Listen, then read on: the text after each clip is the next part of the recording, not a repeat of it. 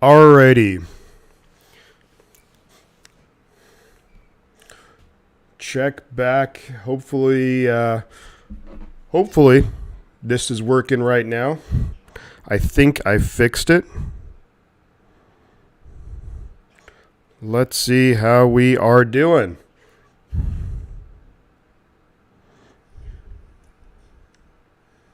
I think we're rocking and rolling now. There we go. Yeah. All right. Sweet. Fixed it. Had to do a new link and whatnot. I actually couldn't there we go. It's working. Let's rock and roll, baby. Let's go. So, Patriots, Cardinals tonight. Patriots are still within a shot of the playoffs just because a lot of the AFC teams we're back. A lot of the AFC teams have kind of been struggling lately, like the ones who are like fighting for those wild card spots. So the Patriots are still within a shot here of getting a wild card spot. So this is a big game for the Patriots, and then for the Cardinals, they got to try and do something if they want to keep Kliff Kingsbury around. So there we go.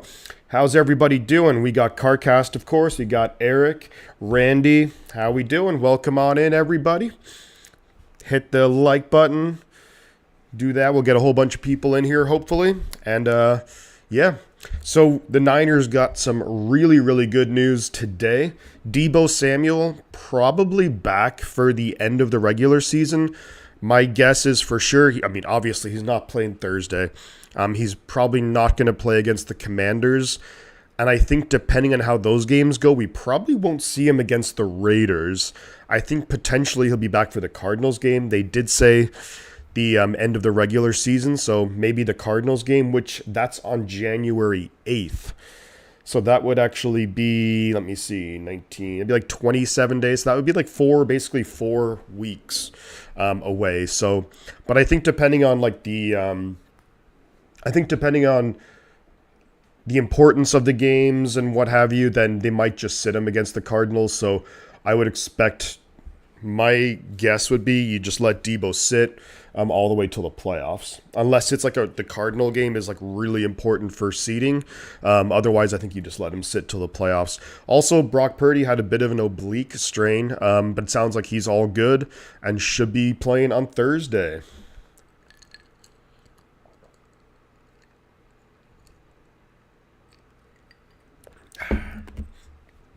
Yeah, we're just a few minutes away, though, from kickoff. Cardinals, Patriots. The Cardinals, just a really wacky season.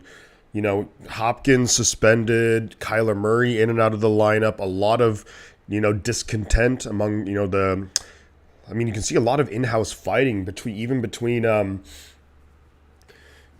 nervous sick for what you might do to my Hawks, says Eric. Well, Seahawks are, they're always a tough out. Like, I think Seattle are one of the best coached teams in the NFL, simply because when we all thought going into this season that Seattle would be, they're just, they're basically tanking. They're, they got rid of Russell Wilson. They're going to be tanking. And look, it's, December, middle of December, and they're still, are they in the wild card spot? I'm not sure. I think they are, maybe. Let's see.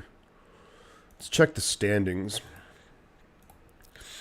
Playoff. Right now, Seattle would miss the playoffs, actually. Huh. Wow. But, yeah, Brock should be healthy. That's like the one thing which is definitely, it's a bummer sometimes playing Thursday night because it's such a quick turnaround. Like, you play Sunday, you pretty much, then you have to kind of like practice Monday, Tuesday, and then maybe Wednesday morning, and then you basically fly to Seattle. So, even though it's a very short flight, and these guys are obviously flying like first class, but still, it's just one of those things where any injuries, like when it comes to them when you have to play Thursday night, you just have, it's 3 less days to recover, so we'll see. But I think Purdy should be able to go. But it's really good. It might end up being a game time decision. Brian, how are we doing? Seattle is a thorn and never want to face them, especially in Seattle. for so long, the 49ers have struggled going there that it's just hard to, even if Seattle was like officially, like if they're not, but if they were like the out and out worst team in the NFL, and if we were the out and out best team in the NFL, there's just something about going to Seattle, which I'm just always nervous about. Alrighty, so it looks like, yes, the Patriots are going to be, I'm actually not sure who's kicking off. I think maybe the Cardinals are kicking off to the Patriots. We'll find out. Let's get to some of the comments here in the chat. Always a tough game, says Randy to Eric. That's about Niners going to Seattle. Absolutely. Good.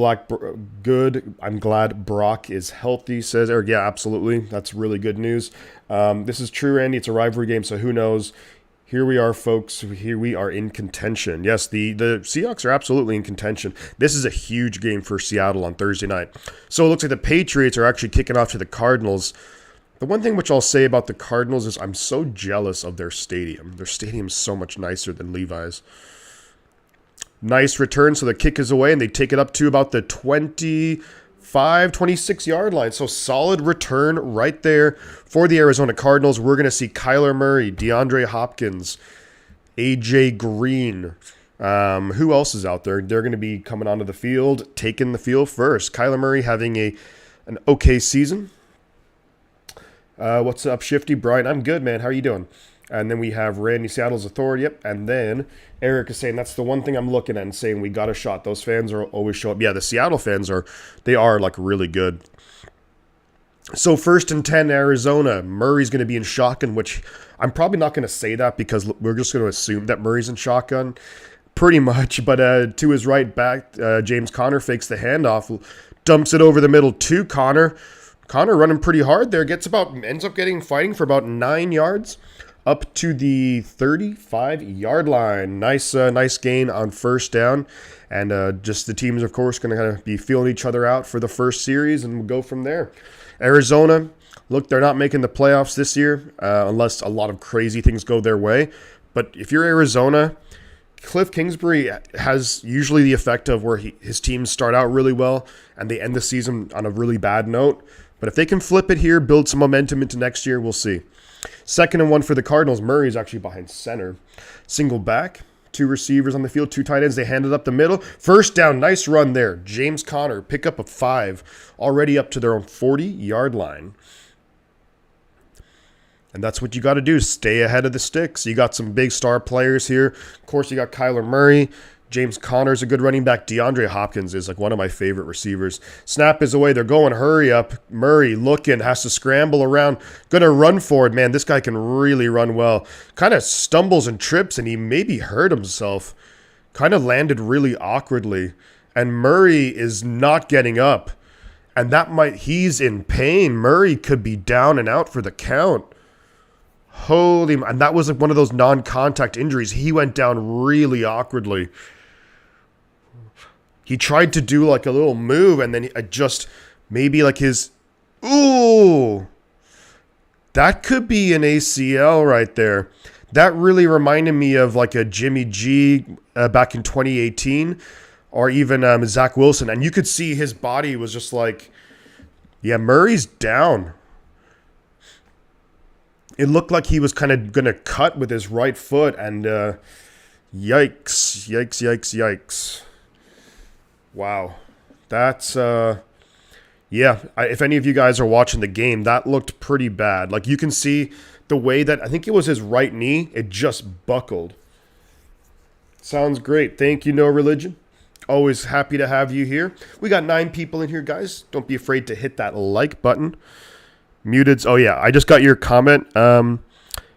Eric, thank you for that. That was on my first stream. Yeah, for some reason, I didn't change any of the settings on my computer, but for some reason, it was just my microphone in the settings was just set on mute. I don't know why.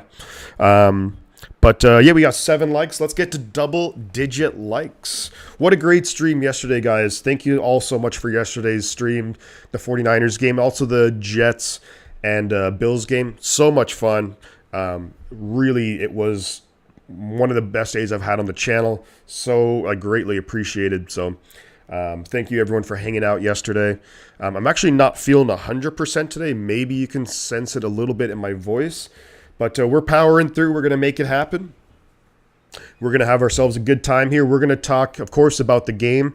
And we'll go over, if you guys want to talk about like the 49ers or any other football things or even just anything in general, I'll kind of make this just a very casual, fun stream, you know.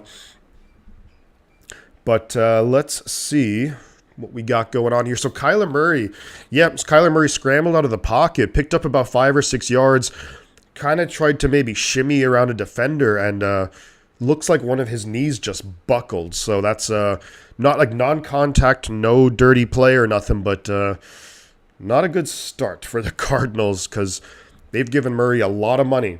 And they, you know, so yikes.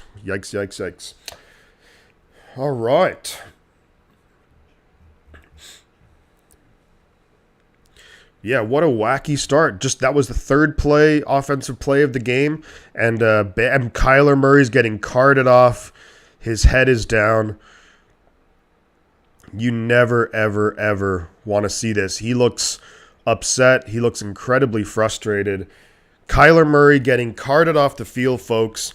And I could pretty much tell as soon as it happened that it didn't look good. So Colt McCoy is going to be out there for the Cardinals in pistol. Back behind him, tight end to his right now. Snap is away, looking to throw. Just going to dump it off to Connor. It's 2nd and 7. Gets pretty much back to the line of scrimmage. So maybe a half a yard pickup. We'll call it 3rd and 6 for the Cardinals. We'll call it 3rd and 6. They're at their own 45-yard line. But Murray looks like he's done for the year. That's awful.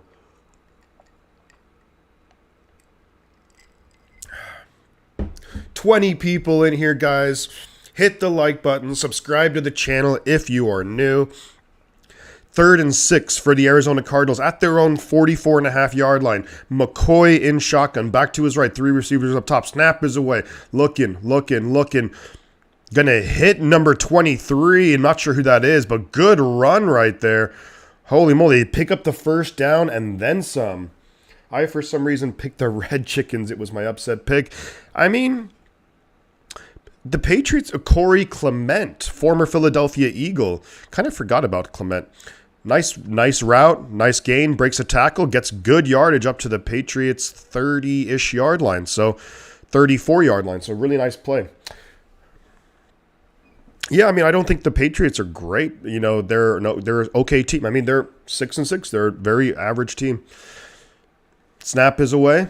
They're going to oh, they ended off. He fumbled it, I think. Who got it? And this is the issues when you have your backup quarterback come in sometimes, that it looked like it was going to be a read option. And I don't know if Connor was supposed to take it or McCoy seemed like he wanted to keep it, but then actually hesitated and wanted to give it back to him. What in the world? Ugly play. The Cardinals keep the ball, but they lose 2 yards. Wow, Cardinals will be drafting another QB. I mean, if it's an ACL, I mean, you think that, I guess they would just hope that he's ready for next year, you know. But those non-contacts are the worst. 2nd and 12. Colt McCoy shotgun looking. Throws it. Wow, good play by the Patriots DB. Looking for Hopkins. Lauren Lee, how are we doing? Welcome to the stream. Good to see you. Don't forget to hit the like button and subscribe to the channel if anyone here is new. That's a really nice play by the Patriots DB, though. Hopkins had it, and he just knocks it out. That was Jack Jones. I think he's a rookie, actually. Is that not Marcus Jones? I thought, no. I don't know. 17 people in here. Appreciate all of you hanging out here this Monday Night Football. It's going to be 3rd and 12 now for the Cardinals at the Patriots 36. Snap is away. McCoy's looking under pressure. Dumps it off to Connor, who's now going backwards, but he's going to pick up about maybe 5 yards on the play. So it's going to be 4th and 7, but the Cardinals are in field goal range. Keith, how are you? I am new. Excellent, Keith. Welcome to the stream. Drop a like, subscribe. We're going to be doing the 49ers game on Thursday night, of course. And then, so that's going to be a good time. And then we will also be streaming a couple of games over the weekend too, so that's going to be awesome. 4th and 7, kick is up, and misses it. He misses it. That kick didn't look right from the get-go. It was a 50-yard attempt, and it's just wide left. So this whole drive was just a complete disaster for the Cardinals. Kyler Murray, of course we're speculating, but a non-contact injury as he was scrambling, going to the ground. It looked like his knee buckled, but again, non-contact and carted off the field. And I'd be stunned if it wasn't a torn ACL. I'll put it that way. All right. Feel free to drop any predictions in the comments, any questions, any topics to discuss. I'm all ears.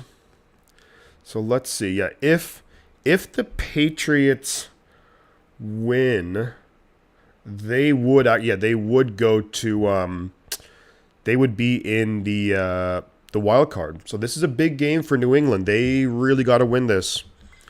Kliff Kingsbury, his offense up against Bill Belichick, but already, yikes, player down. Alfred Dorsey, how are we doing today, bud? Welcome to the stream. Thank you for being here. Such a bittersweet season for so many teams. Yeah, I mean, yeah, get well soon, mighty midget Murray. Love the alliteration. But, yeah, I don't know if it's any more than you. It's funny. Well, it's not funny, but it's interesting that the NFL tries so hard to make sure that quarterbacks stay healthy, and then, so many teams, their quarterbacks have gone down. It's just like, I guess there's only so much you can do. I mean, just look at the NFC West. Now, Kyler Murray, I think from the looks of it, he's probably done for the year. Matthew Stafford, done for the year. Trey Lance, done for the year. Jimmy Garoppolo, done for the year. Geno Smith, the only one who's actually stayed healthy, and that's just the NFC West. So maybe sometimes the more you try and protect these quarterbacks, that, I don't know, just weird. You got in the Super Bowl. I got in the Super Bowl. I hope the Niners get to the Super Bowl. That'd be great. That would be great, especially with, and we do have a brand new subscriber. Thank you to the latest subscriber. I think there's a setting on YouTube that you have to, that I only get, I only get notifications on here for specific people who subscribe, and I think there's like a setting on YouTube. I've tried every which way to fix it, and I just can't get it. So, Patriots 1st and 10 at their own 40-yard line after the missed field goal. Mac Jones in shotgun. Snap is away. Looking, throws it right over the middle. Good catch there, and that is going to be DeVante Parker, one of the kind of forgotten wide receivers around the league. Had some really good years in Miami, but just never like that wide receiver number one, and they're showing the Murray play again, and yeah, that looked just awkward, to say the least. So, nice pickup. They're already up to the Cardinals' 46-yard line. Mac Jones behind center, but DeVante Parker, good player. Snap is away. They're going to hand off the middle, and that was read really well by the Cardinals defense. They maybe get half a yard on the play by number 41. Sniff that out. That's Myjai Sanders, I think. Yes, Myjai Sanders from Cincinnati. From Cincinnati. Yep, 3rd-round draft pick. I liked him. I say that a lot about all these players. I like this guy in the draft, but someone who I thought would be a good fit in the wide 9 for the Niners, but also a good outside linebacker in a 3-4. So Mac Jones is going to be behind center, single back. Picked up maybe half a yard. They fakes the handoff under pressure and looking for, I think that was Jonnu Smith, but just a little bit too far out ahead of him. Tried to get it, but the ball just off his fingertips. It was going to be a little screen pass, but played pretty well by the Cardinals defense. I think it was maybe Zach Allen of the Cardinals defense who got back there really quickly, and it forced Jones to have to kind of throw it almost like a sidearm, or he had to kind of throw it around Allen. So there you go.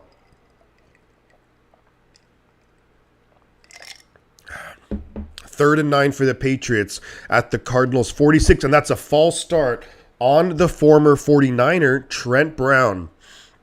So that's going to back them up 5 yards, and now that backs them up to their own 49-yard line. So not great. And we have another new subscriber. Thank you very much, guys, for the new subscriptions. Greatly appreciated. Drop a like on the stream as well. It really helps out with engagement and getting people in here. And yeah. By the Thursday stream, Niners Seahawks, I will have the whole membership set up too, so that'll be fun as well.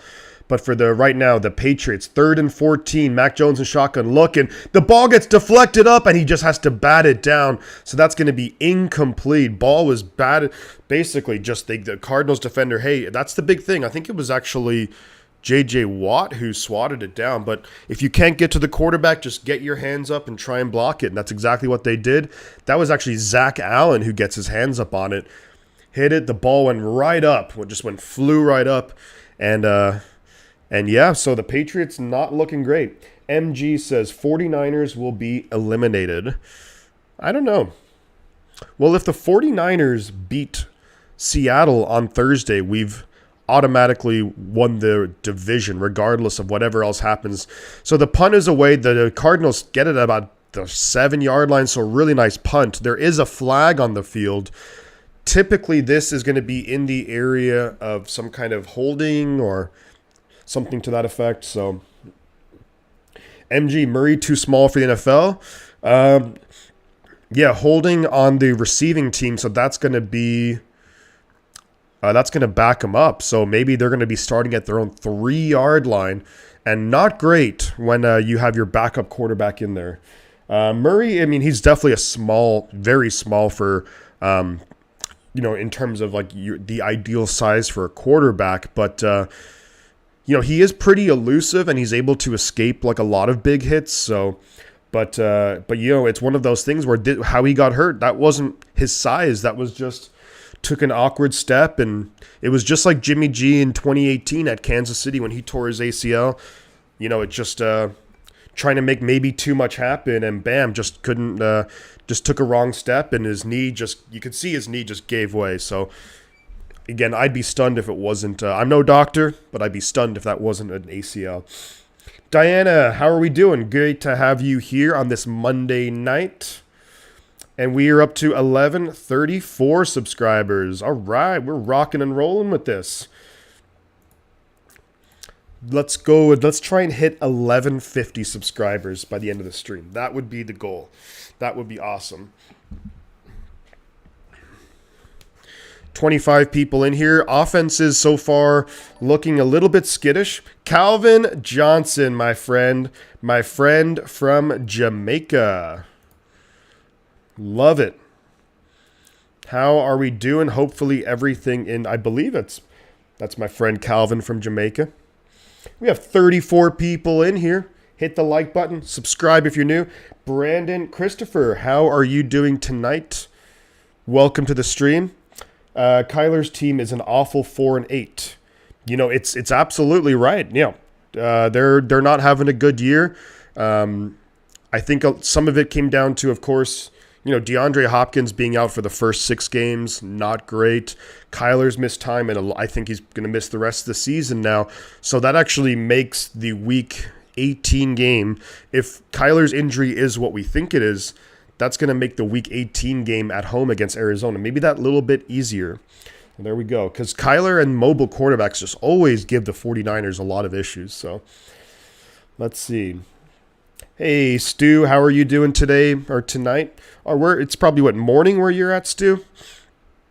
There we go. Colt McCoy is 1-1 in his career against the Patriots, so we'll see what happens from here. Chat is just kindling right now. There we go. Yeah, the Commanders are an interesting team. They have really good defense. Is Chase Young back yet playing? Because he's a difference maker, but he's just been hurt so much in his NFL career. Commanders are pretty good. So 1st and 10.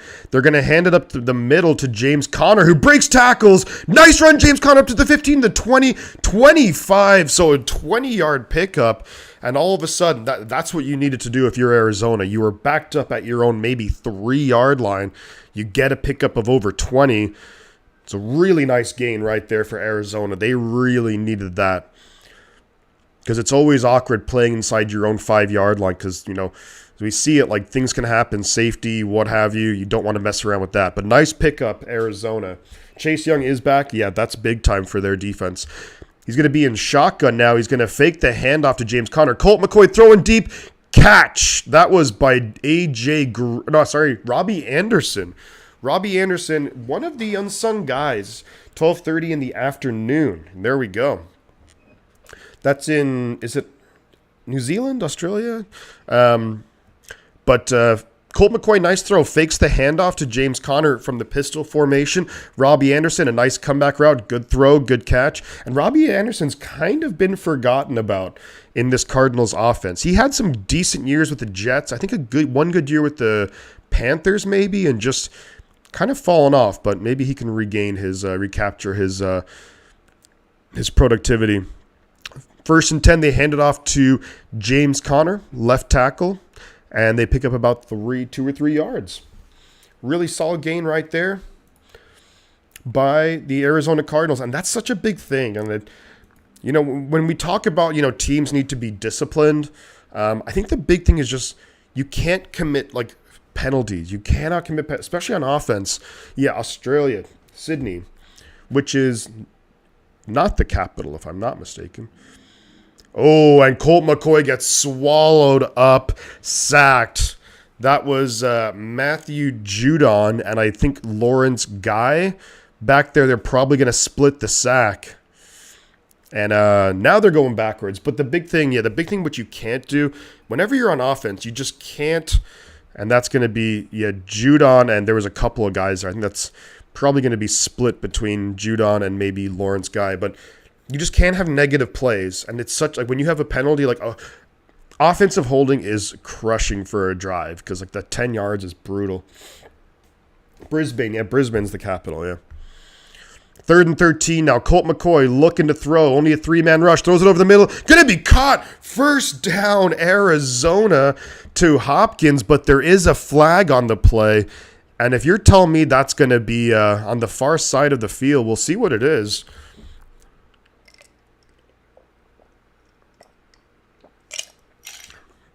Sometimes this can be in the area of holding, but there was only a 3-man rush, so you're...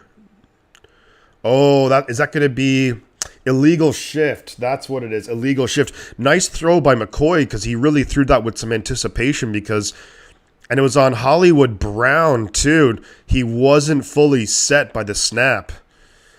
So that's the illegal shift right there. Now it's 3rd and 18, but that was a nice throw by McCoy. Threw with anticipation. Hopkins didn't even have his head turned around when he let go of it. But now that's going to push him back 5 yards, and this is what we talk about, being disciplined. Instead of it being 1st and 10 into Patriots or near Patriots territory, now it's 3rd and 18, and now you're kind of screwed. So McCoy looking to throw. He's under some pressure. He's going to dump it off to his tight end, who takes a big shot. Wow. And only a pickup of about maybe 6 yard lines. That's Trey McBride, the rookie, the rookie tight end out of Colorado State. Picked up about 8 yards, but now Arizona's going to have to punt it away. Shifty, what's good? I'm tapped in for a little bit. What am I sipping on? The mighty H2O. Speaking of which, I'm going to get me some more water, some more agua. Marcus Jones, number 25. So Marcus Jones, rookie quarterback out of Houston. He is a really interesting player because the Patriots have actually used him on offense too. But yeah, Vario, great to have you here, bud. Hopefully the snow and things have kind of improved a little bit. Andy Lee, the former longtime Niner punter. And this Cardinal, wow, the Cardinal gunner right there. Great punt, by the way. The Patriots will start inside their own 10. But the Cardinal gunner on the side, he just got obliterated. So I wouldn't be shocked if that's a hold or something. And that might bump the Patriots back like half the distance to the goal. That's wild. Yeah, the Cardinal gunner just got obliterated. Yeah, it's holding on the receiving team, so that'll knock them back half the distance to the goal. So now they're going to be in their own 5. Water is delicious, especially when you have a bunch of ice and everything. It's just the best thing ever. We're at 1,134 subscribers, 16 subscribers away from our target for the night of 1,150. If you're new to the stream, here we got 40 people in here. Excellent turnout.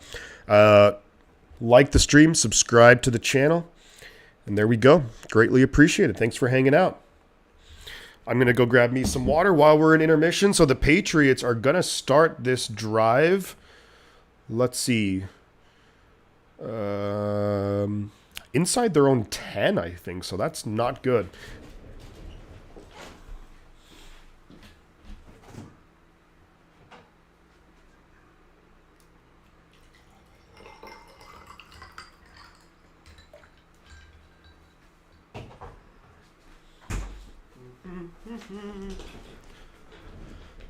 I'm a Vadio.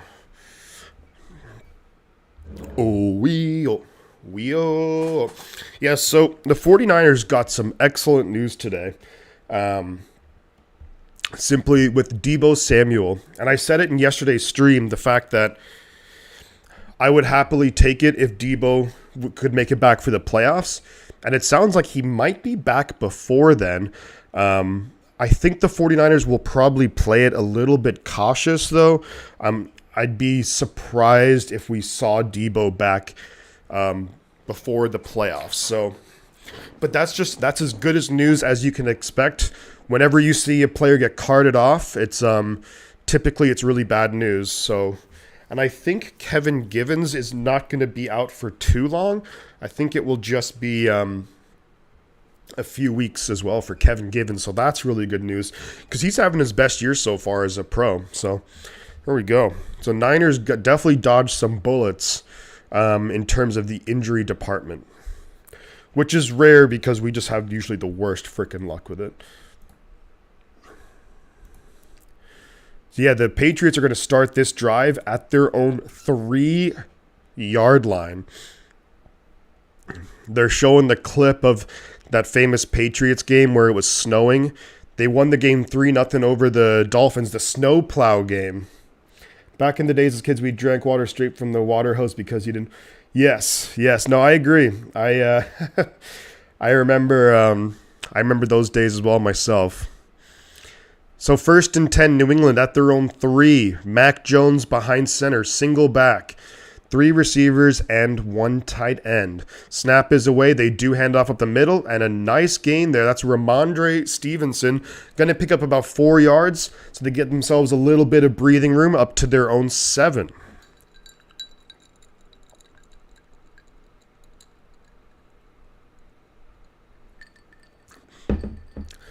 Tackle was by Isaiah Simmons, former first-round pick out of Clemson. Randy, you could be right. I'm not sure, to be honest with you. Possibly. Yeah, I used to drink water. That was like the best feeling, too, when you drink water. Great catch. Great throw by Mac Jones to DeVante Parker. I don't know if he came down with it. They're calling it a catch, but the ball maybe came out towards the end, so we'll see what they call here. But a little bit too round on that route, though, by DeVante Parker. And we'll have to see if... I don't know. I mean, who the heck knows what a catch is these days? But I think the Cardinals are not going to challenge it. Oh, are they? Yep, I think they are going to challenge. They are challenging the play, it looks like. So, because it looked like the ball came out at the end of it. And that's one of those things where, was he already ruled down by contact, or did it come out, did he complete the process of the catch, Parker is woozy. I mean, I think you could make an argument that that's not a catch, but it has to be indisputable evidence or something. It's a catch. I mean, normally I would 100% agree. It's a catch. But then I see some of the things that get overturned, and I'm like, what the hell, So I don't know what a catch is, and I don't think the NFL knows what a catch is half the time. Yeah, that was as a kid. Yeah, when you'd be running around playing outside, and then you'd go to the hose and just drink the water from that. That was always the best. We're up to 1137 subscribers. Thank you very much, MG. Thank you for the subscription. Greatly appreciated. We're on our way. We're on our way. Yeah, the funny thing is if the Cardinals played in the NFC South, they would have a shot at the playoffs. But not in this division. The Niners currently have the longest winning streak in the NFL, so at 6 wins. And big game this Thursday at Seattle. I'm going to be rocking my George Kittle jersey, my road, the 94, the kind of retro throwback road jersey. I'll be rocking that Thursday night. Can't wait for that game. I really hope, because if we could sweep Seattle, that would be just special. And then that would also put the 49ers at 5-0 in terms of division record, which is potentially huge with regards to seeding purposes. 38 people in here. How are we feeling tonight? Niners got some great news with regards to injuries, but I don't think the Cardinals will be as lucky, simply because I think that Kyler Murray probably tore his ACL. But yeah, you guys are spot on though. It looks like DeVante Parker's definitely. I mean, he's off the field right now, no helmet on. And they did call it a catch. So the Cardinals lose that was one of their challenges, but they also lose a timeout. That was actually Kliff Kingsbury's first challenge on the season. Joe Staley jersey, hell yeah. I think offensive line jerseys are just the coolest. It's like, they're very badass. I think the numbers are kind of cool. You don't really see them too often either. So snap is away, 1st and 10 from their own 17. Mac Jones in the shotgun, having to run around, and he's going to pick up a yard. He's scrambling around, clearly nobody open. Obviously, there's a lot of good coverage down the field, and the pressure from Arizona was kind of getting after him. So nice play there, Arizona. Arizona's really missing the presence of Chandler Jones on this defense. Murray is gone out for the year. Did they like announce that officially? I mean, I would think so. I would think he's done based on what happened there. So Mac Jones in shotgun looking, going to dump it off. Nice run right there. Nice run by number 25. I'm not really sure. That's actually Marcus Jones, someone that we talked about a little bit earlier. He's a cornerback. But also plays on offense somewhat. So definitely one of those Bill Belichick guys who's incredibly versatile, really solid player. I really liked him coming out of Houston I thought he'd make for a really good slot cornerback. Murray coming back. I really need some fantasy points, says Drew. Wouldn't hold your breath, buddy. So 1st and 10 for the Patriots at their own 31. Hand it off to Ramondre Stevenson's going to get about 4 yards, and Stevenson is now slow to get up. Actually not getting up. He's staying on his knees, so yikes. Stevenson down on the field. Damian Harris, the running back, is already out for the game. Stevenson down. So I think it would be Pierre Strong Jr., I believe it would be Pierre Strong Jr. who would come in, the rookie from North Dakota. Wait, not North Dakota State, is it? Is it North? No, it's not North. That's, I can't, where does Pierre Strong go? I can't remember. Frick. Where did Pierre Strong Jr. go to school? I think the team is called like the Jackrabbits or something like that. South Dakota State, I think. Let's see. I need to find out now. Where did Pierre Strong Jr. go to? South Dakota State. There we go.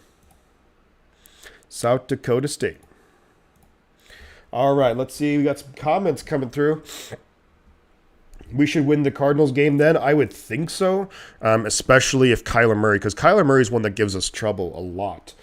Just any of the mobile quarterbacks. Yeah, South Dakota State. I think their team is called the Jackrabbits or something, or the... Yeah. I'm going by what I saw. I saw his ankle twist. To me, it was more like the knee injury, MG, from... And yeah, you guys are totally spot on about DeVante Parker because he's headed to the locker room.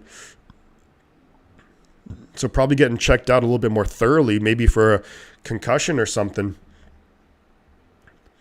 Now, 2nd and 7, Mac Jones fakes the handoff. They bring pressure. The ball gets flipped up, and it's going to be intercepted by Isaiah Simmons. Cardinals bring in pressure on Mac Jones. It was number 97 who got there. Mac Jones went to throw it. Arm got hit. Ball flies up. Easy interception. I think that was Isaiah Simmons. Yeah, Cameron Thomas, the rookie out of San Diego State.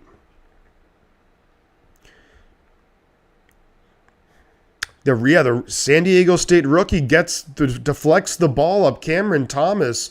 And Mac Jones just couldn't get into his throw. Ball flips up. Yeah, they're the Jackrabbits. Says Crazy Juice. How are we doing, buddy? Welcome. Always good to have you here, man. And Mac Jones intercepted. Great play by the rookie. And the Arizona Cardinals have some decent rookies on their team. I do like Trey McBride, the tight end. The Aztecs, baby. So now McCoy in shotgun back to his right. They hand it off to James Conner, breaking tackles, and now it's going to be 2nd and 4 from the Patriots 30-yard line. Big time play right there. Yeah, Kyler Murray, yes, Hansoon. Kyler Murray left on a cart. The Cardinals are saying a knee injury. It was a non-contact injury, and yeah, so kind of brutal. To me, it looked like his knee buckled as he was trying to make a cut and his foot planted, and it looked kind of like his knee just gave way. So 2nd and 4, McCoy going deep, incomplete. Looking for Hopkins, covered by Marcus Jones. This guy is everywhere for the Patriots. He's catching passes, covering the best receiver on the Cardinals, one of the best receivers in the game. Returning punts, he can do it all. MG says, this was the best running game I've seen in years yesterday by... Oh, you're saying the Carolina Panthers? McCoy is a former 49er, if I'm not mistaken, too. I think when Harbaugh was here, he was here for 1 or 2 seasons. 3rd and 4 for the Cardinals. 5 wide receivers. McCoy in shotgun. Throws quick. It's going to be caught there by Hollywood Brown up to the Patriots' 20-yard line. And that's going to be 1st down.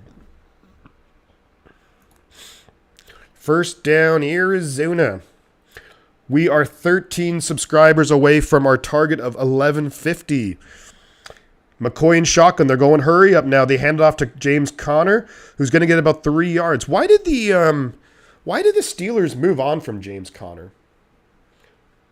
I don't know why they did. I mean, I don't know. And he went to Pittsburgh, and he went to Pitt, and that was like a huge deal. That I know Pittsburgh likes to draft those guys. I mean, Kenny Pickett. I don't know why they gave up on him, and they drafted Najee Harris in the 1st round, who's been pretty good, but I don't know. I always thought that James Conner was like, especially that Pittsburgh style, like obviously not Jerome Bettis good, but like just a tough physical runner. Thank you, Randy. Yep. Like and subscribe, people. It really helps out the channel. So 2nd and 7. McCoy's going to throw a quick. Hollywood Brown trying to break away and just gets maybe 2 yards on the play. Tried to escape the tackle of Jones, but Jones eventually corrals him and brings him down. So that's going to be at the end of the 1st quarter. So we're moving to the 2nd quarter now. And the Cardinals are driving here. Oops, I forgot to move the ball. There we go.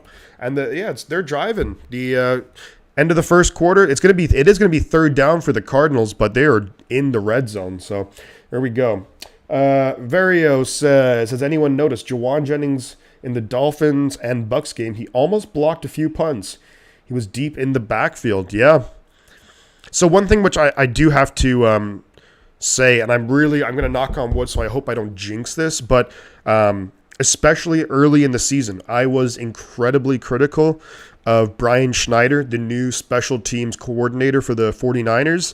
I was critical of some of the decisions, some of the players they brought in, because we spent money on Ray McLeod, Oren Burks, George Odom, and initially it wasn't working out. We had really bad coverage. We weren't doing any returns. But I think all in all, during this winning streak, the special teams for the Niners has played quite well. We did give up a pretty big return on yesterday to the Buccaneers, but outside of that, the Niners special teams a lot better. So that's definitely some positive things right there. McCoy came from Washington. Yeah, well, I know. Yeah, McCoy has played for a number of teams. He was drafted by the Browns. I'm pretty certain that he played with the 49ers for a couple of years. So McCoy backed up Cousins and got a name by beating Dallas on a season opener at Dallas. Yeah, I think honestly Colt McCoy is like a good a good backup to have. He's a guy who can come in, and I don't think he's going to, shit the bed. I think he is someone who's I don't think he's gonna cost you the game, and that's really what you just want out of your backup. Someone who can come in. He's going to be pretty affordable. He's not going to break the bank or anything, but he's someone who can come in and just play solid football. So there you go. Yeah, Crazy Juice says McCoy has been with Cleveland, San Francisco, Washington, New York Giants, and now, of course, the Arizona Cardinals.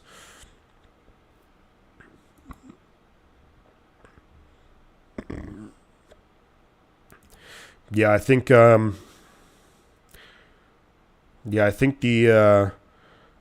the 49ers, I don't think we're going to be seeing Kyler Murray in Week 18. I'm going to put it that way. I don't think we'll be seeing him later this year. So we're going to be, next Monday night, Packers and Rams. Packers-Rams. That's normally last year that would have been a good matchup, but this year, not so much. Yeah, Kliff, now he's down his franchise quarterback, so we'll see what happens now. Randy Daytona says Colt McCoy is a journeyman. Yeah, I think he is. I mean, even most effective backups, they end up kind of playing for a few different teams, 3rd and 6 now for the Cardinals. They're at the Patriots' 16-yard line. Need to get to the 10. Snap is away. Looking. Colt McCoy throwing for the end zone. It's going to be incomplete. And there is no flags on the play. Going for it all. Hollywood Brown just couldn't break the coverage there. And that's going to be 4th and 6 now for the Cardinals. And they're going to line up to take the lead with a field goal. Let's see what Sloth Boy says. Kind of bad, kind of good. We got to have some more practice against mobile quarterbacks. It would have been great to play against Kyler. I think you make a good point, man. The Niners, just have really struggled against mobile quarterbacks the entire, I think as long as I can remember, really. The field goal is up. It's a 33-yard attempt, and it's good. So we get points in this game finally. Cardinals take a 3-0 lead over the Patriots. But, you definitely, look, it's always good to get practice when you go up against, mobile quarterbacks. You want to be able to kind of hone your skills and kind of get familiarity. But, I'll take it for the fact that, we don't have to play him, so it should be an easier matchup. Well, the Rams do have Baker now, so we'll be fine. Oh, that's a good point. And I'm just seeing they're actually, I'd almost forgotten about that. That they brought Baker Mayfield. So there should be some fireworks at least. So we'll see about that. That actually should be a pretty fun game now that I think about it. It's just a shame that guys like Cooper Kupp aren't there and Allen Robinson, who started to he was dreadful the first month, the first 6 games, but then Allen Robinson started to kind of come along this year. Vario says, Shifty, gotta go. Be back for the next Niner game. Keep up the great commentating. Will do, man.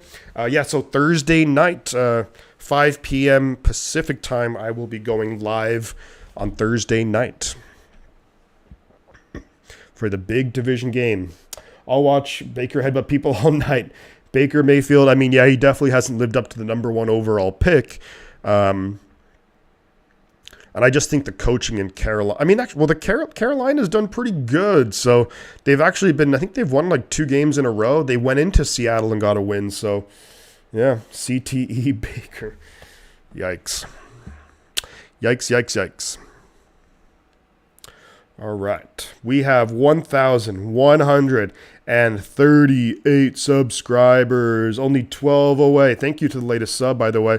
Only 12 away from our target for the night of 1150. Let's go.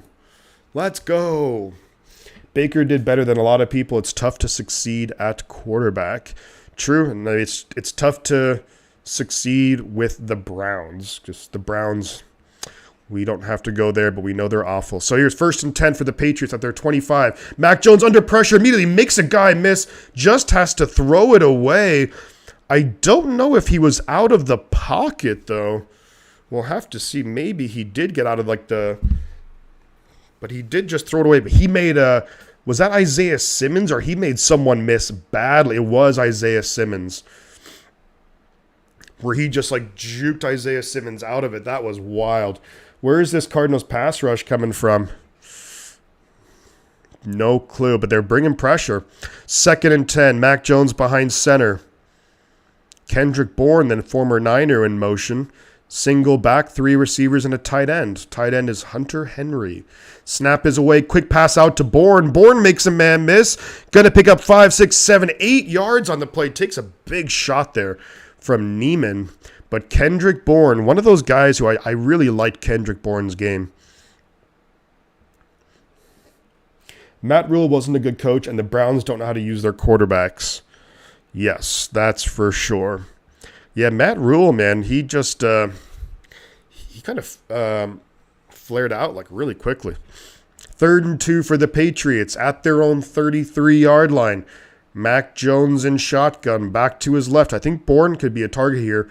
Quick pass out, and that's going to go to number 11, and that's going to be Tyquan Thornton, their 2nd-round pick. MG, like Brady said, teams play well for periods of time, rarely consistently. Yeah. It's not easy to play well consistently.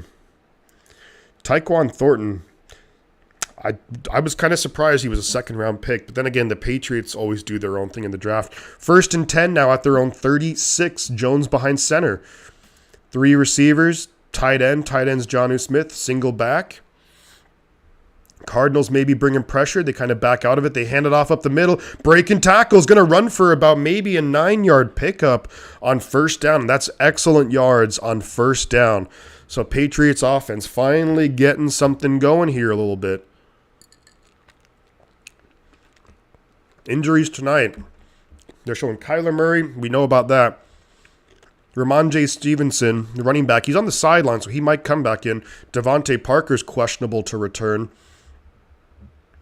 So a lot of injuries to deal with. Mac Jones, quick throw, and that's going to go to Nelson Aguilar. The Patriots just have 3 or 4 okay receivers. That's their whole thing. They have a bunch of okay guys. Like DeVante Parker, Kendrick Bourne, Nelson Aguilar, Jacoby Myers. They're all just okay. Thank you, everyone, for spending your Monday night, or wherever you're at, just spending your Monday here. For Stu, if Stu is still here, it's going to be Tuesday.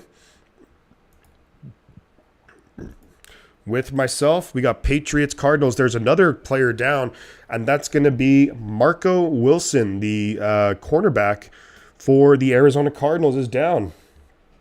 Hopefully he's all right. A lot of injuries in this game so far. Lot of injuries.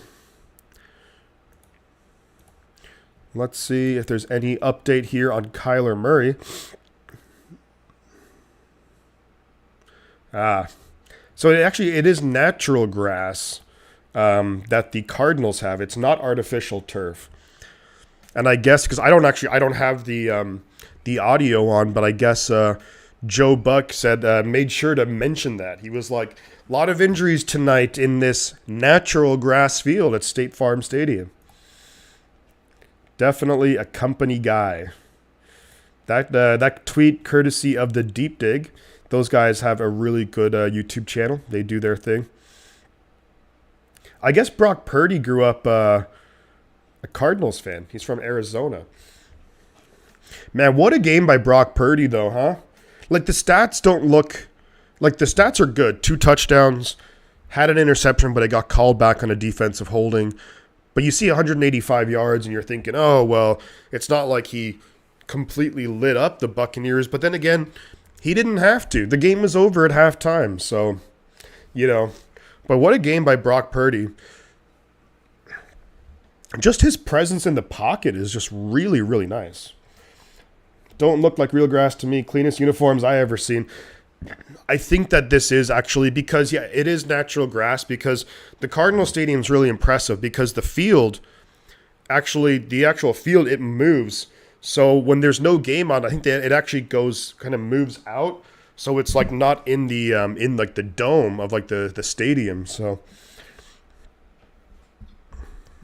but as far as I am aware, that is a natural grass in Arizona.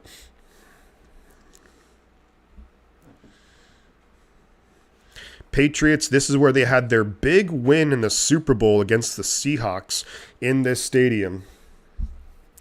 They also lost a Super Bowl in this stadium too.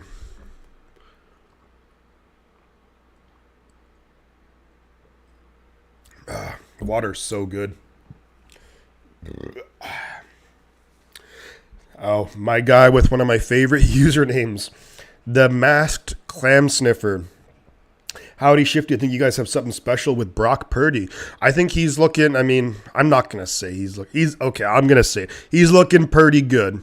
Mac Jones throws it. Nice throw over the middle. That's going to be to Tyquan Thornton, the rookie. Picks up 12. They're into Arizona territory now. But I think he's looked good. I really like his pocket awareness is pretty good, but I think it's his ability just to move around the pocket. And he's kind of sneaky athletic. And he keeps his eyes down the field, which is just, you can kind of tell that he played a lot in college. He's 4-year starter, so he definitely has a feel for it. 1st and 10, Patriots at the Arizona 37. Mac Jones hands it off up the middle. Guy breaking tackles here. Nice run. Nice run right there, and that is Harris. Oh, I thought Harris was injured. Really nice run, though, but it's going to be probably coming back because there's a flag on the field. And we all know that 9 times out of 10, this is going to be in the area of holding on the offense. Oh, personal foul, face mask on the defense. So that's going to be another 15 yards. Personal foul. Number 21. Let me see. Randy says, Josh Johnson got to see action. Crucial with all that's going on injury-wise. Yeah. I think that was... well, I know Purdy had picked up a... I just never understand... why players face mask. Just don't do it. Just don't do it. 1st and 10. They're at the Arizona 14. Mac Jones going to hand it off. And that's going to be a... Is he getting touchdown? Touchdown, New England. What a run. What a run. The delay handoff. What a run there. That's Kevin Harris. I thought it was Kevin Harris. I've never heard of this guy before, but he had back-to-back really, really nice runs. I've never heard of Kevin Harris, but what a run. Good stuff there by New England. That play, I mean, I think it's so rare that those delay handoffs, what do they call that play? It's not the delay handoff, it's there's a name for it. But, here comes the extra point. Snap is away. Kick is up. It's good. So it's going to be 7-3. Patriots take the lead over the Arizona Cardinals. Remember, the Patriots are, if they win this game, they are in the wild card. So this is a big game for New England. But let me see what else we got here. So, yeah, but Randy, to finish up that thought is, it was big that Josh Johnson got some snaps just because you never know what can happen. You never know what can happen. And he's been around the league. He kind of knows what to do, but nothing can replicate real game snaps. So there you go. MG says, Purdy looks great, but we will see how long it lasts. Lots of guys play one good... The draw play, that's what it is. For some reason, I just slipped my... Yeah, draw play. You guys are right. It just completely slipped my mind. But I think that those... I feel like those... Okay, I think they just never work when you play Madden. Not that Madden's a good indicator of anything realistic, because that game has been awful for years, but it never works. But it actually, that worked perfectly. I think Arizona, they thought there was going to be a throw, and they all kind of backed up, and then it just gave Kevin Harris room to run. Clam Sniffer says, Murray's done for the night. Alert just hit my phone. Yeah, I think he's done for the season. I would be shocked if he's back at all this year. We are still 12 subscribers away from our target of 1150 subscribers for the night, for the channel. Let's go. Only 12 away. Drop play, the counter tray won 3 Super Bowl. Yeah. I think Johnson had 2 300 yards game this year. I think Josh Johnson, wasn't he with the Baltimore Ravens, I think, most recently? So there we go.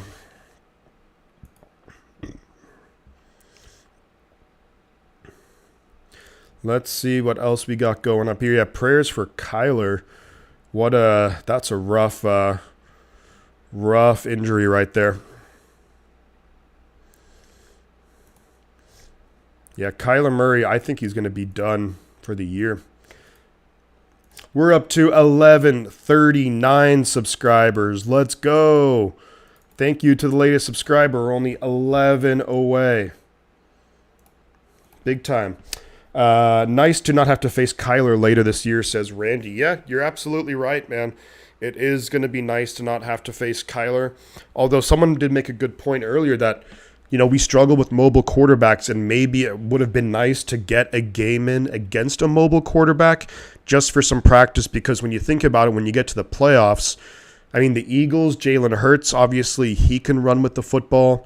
And then, so that's, if that was going to be a future matchup, we'll see what happens if the Niners play the Eagles in the playoffs, but that would have been good practice to kind of prepare for that. So kick is away, and the Cardinals are going to field to take it at the goal up to the 25, up to about the 30-yard line. Nice return there. Number 15 of the Cardinals. Really nice return. Up to the 30-yard line. What in the hell is this? What is this graphic that they're showing on the TV with Larry Fitzgerald? Larry Fitzgerald, who looks like a female doctor in this graphic. If you guys can't see it, I don't know what the fuck I'm looking at. Stu Naylor says, interesting take on Purdy as he had 4 years of a starter in the team. QB plays for don't always win, but they develop a thick skin. Absolutely. Great point.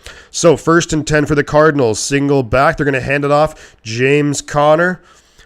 Only going to get a couple of... ends up fighting for about 3 or 4 yards. Tough 3 or 4 yards. And James Conner maybe took a bit of a shot there at the end of the play because he didn't get up right away. Wow. DeAndre Hopkins has been the most targeted receiver since 2013 and has the most receptions. Hopkins is a great player, one of my favorites, especially when he was with Houston. Yeah, I mean, he played 4 years at Iowa State for the Cyclones. Yeah, James Conner is down on the Patriots sideline. He took a shot there at the end, must have. Or maybe he just landed awkwardly. There was 3 defenders bringing him down. And I think it was his left arm, maybe. We'll see what it is. But it was very physical running, that's for damn sure.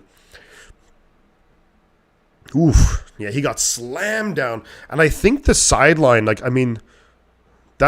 looked pretty brutal right there. He's definitely hurt. But, I think the good thing with Purdy is that he's just, even though, look, playing, in college isn't the same as playing the NFL, obviously, but it's just one of those things where he's played a lot of football. Like, he's played, how many games did he play in college? Like, we're probably talking, over 40 games, 40, 50 games.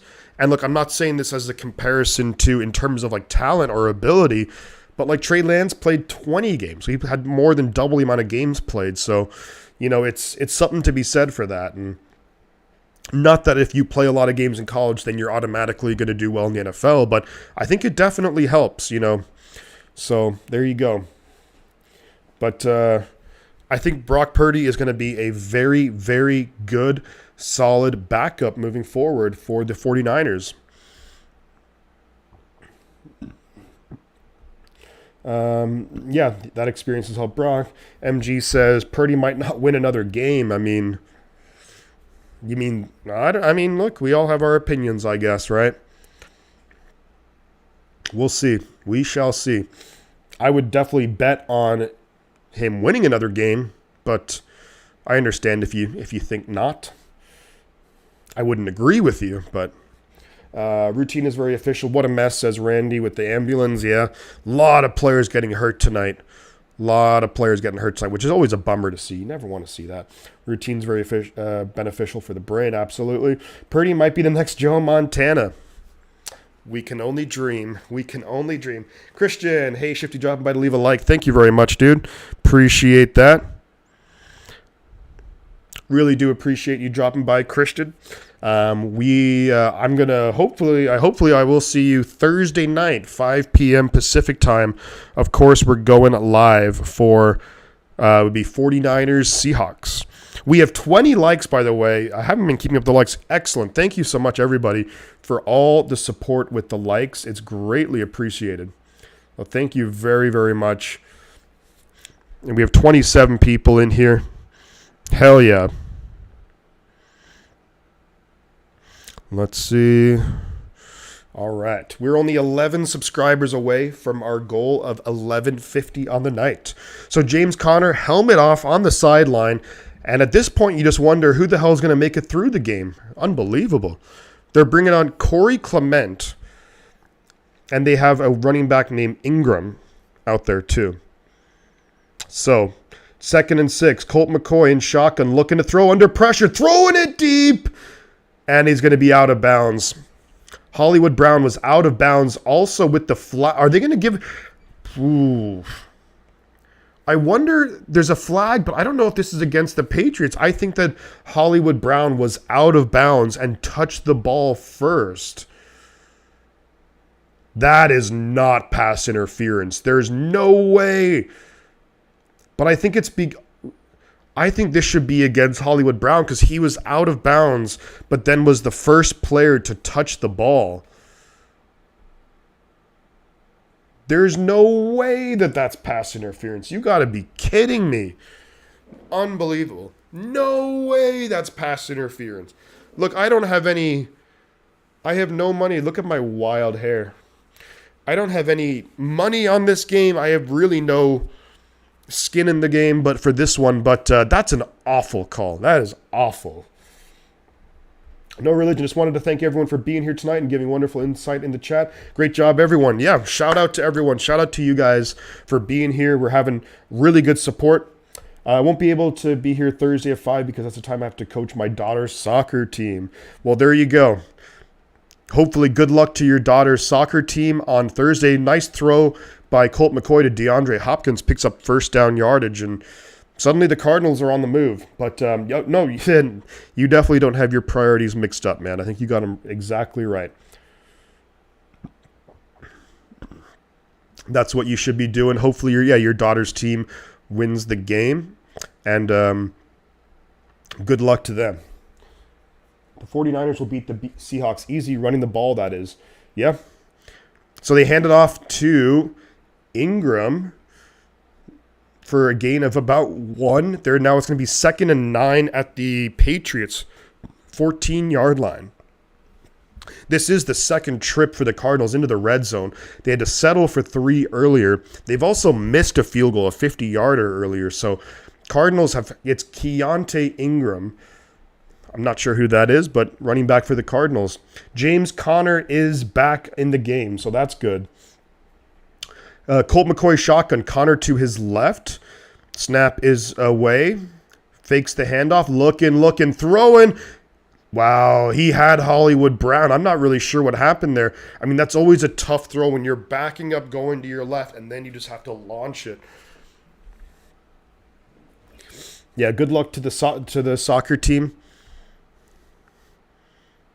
So if you want some advice on coaching soccer, so what you have to do, right, is you have to tell all the players on the team, like, hey, so here's what we do. We score more goals than the other team. Score more goals than the other team, and we win. Simple as that.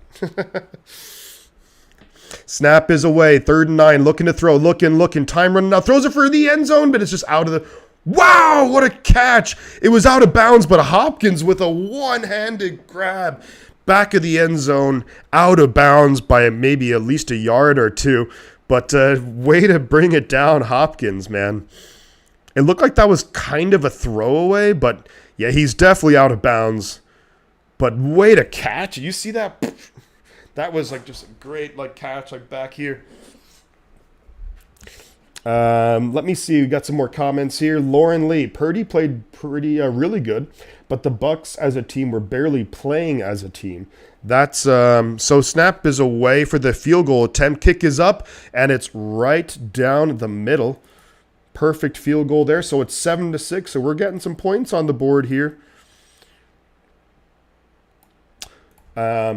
Yeah, well, it's funny because the going into that game, the Buccaneers as a team were they were ranked number 5 in terms of defensively for points allowed per game. They were only giving up 18 points a game, and we scored basically double that. So that's just really, really difficult, of course. I mean, the Buccaneers defense, I was kind of surprised at how badly they looked. Not going to lie. I mean, they have a lot of good players. But you know what I think was the key for them, and who I think their key guy is? It's Vita Vea. Like the nose tackle Vita Vea is... I think he makes the whole defense go because he can shut down the run almost by himself. He's actually really good at getting after the passer and forcing quarterbacks to have to break out of the pocket. He went down in the first quarter and didn't come back.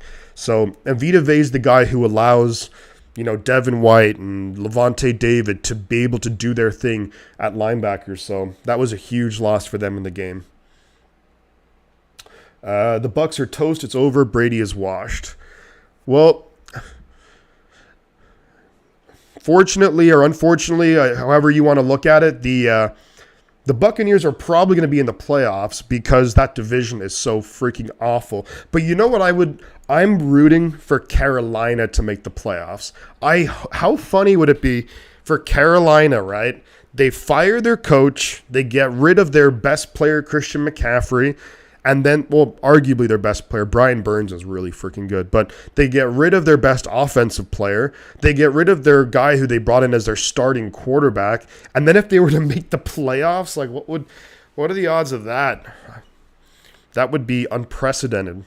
So 1st and 10 for the Patriots at their own 21. Mac Jones in shotgun. Ramondre Stevenson's back out there too. So what was looking like a lot of guys getting hurt, I'm really happy to see that a bunch of them are coming back. So really happy to see a lot of these guys are back in the game. Ramondre Stevenson and James Conner. So that's positive news.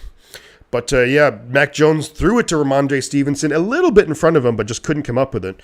Matt Patricia, the Patriots senior football advisor / offensive line coach, but he is their offensive coordinator. Like, how many freaking titles does this guy need?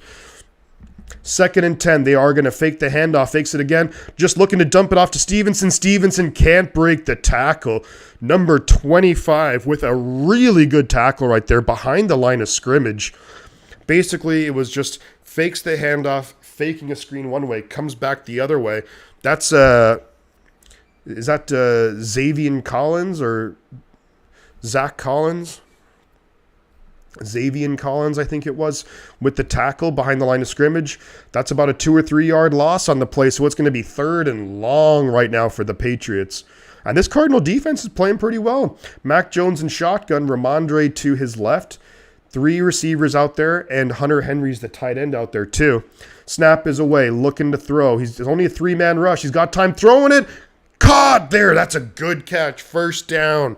New England, Nelson Aguilar just got beyond the 1st down marker. Excellent route, got some space. Good throw by Mac Jones where only his guy could get it. Pick up of 14 yards on 3rd and 13. Really nice route. Get 2 feet in bounds. Good stuff, New England. MG hates soccer, and he also hates golf. I actually kind of like soccer. 1st and 10, hand it off. Up the middle is going to get maybe a yard on the play. I like soccer just because, I grew up playing it a lot, and I can understand especially why I can understand why people don't like it. I can understand why people don't like football. I can understand why people don't like baseball. But I can't understand why people don't like ice hockey. Makes no sense to me. It's guys on skates who are just beating the crap out of each other with sticks, essentially. What a good sport. 2nd and 9 for the Patriots. Mac Jones and shotgun. Empty backfield, so they're obviously looking to throw. I'm expecting a quick pass here. Snap is away. Under pressure, nowhere to go. Ends up finding Aguilar, who I think he dropped it. He was pretty much open. They're incomplete. Yeah, he should have snared that. But, yeah, how did he not catch that? What? I think he was actually expecting the hit. He was looking at the hit that was about to just bear down on him. But I can understand why there's a lot of sports that I can understand why people don't like it. I can see where they're coming from. I disagree. I love sports in general. So 3rd and 9 for the Patriots. Can they pick up another 3rd and long? 3 receivers, tight end, back to his left, Jones and shotgun. Snap, they got to get it away. They think they just got it off. Quick pass out to Kendrick Bourne, but they did not get it off in time. So it's actually going to be, is it delay of game? Yeah, delay of game. Stu asked me, do I follow a Premier League team? Yes, I do. I follow Manchester United. So for those of you who don't know, I was born in the U.S., but I actually grew up in Ireland. And over there, soccer, even now, but soccer is basically religion. So I grew up with it everywhere. So 3rd and 14 now. I'll continue that thought after this play. 3rd and 14. 3 receivers, tight end, and you have Stevenson in the backfield. Snap is away. Jones fakes the quick pass to Kendrick Bourne, then dumps it off to Stevenson. Stevenson's going to get maybe 4 yards. There is a flag on the play. Might be in the area of holding, but if you're Arizona, you probably just decline it, which they're going to do, and that should bring out the punt team. Oh, wait, no, what was the illegal shift? And that penalty is declined. Yeah, I do like Manchester United, but I grew up. So when I moved over to Ireland when I was 7, and my uncle, who's Irish, he basically said, okay.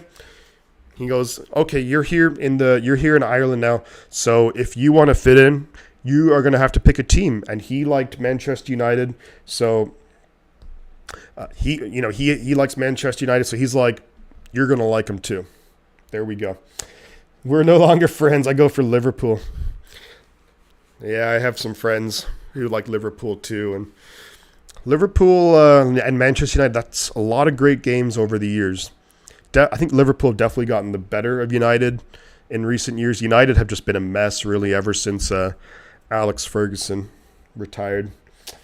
Yolanda Canterbury says, there will be a draw 1/2.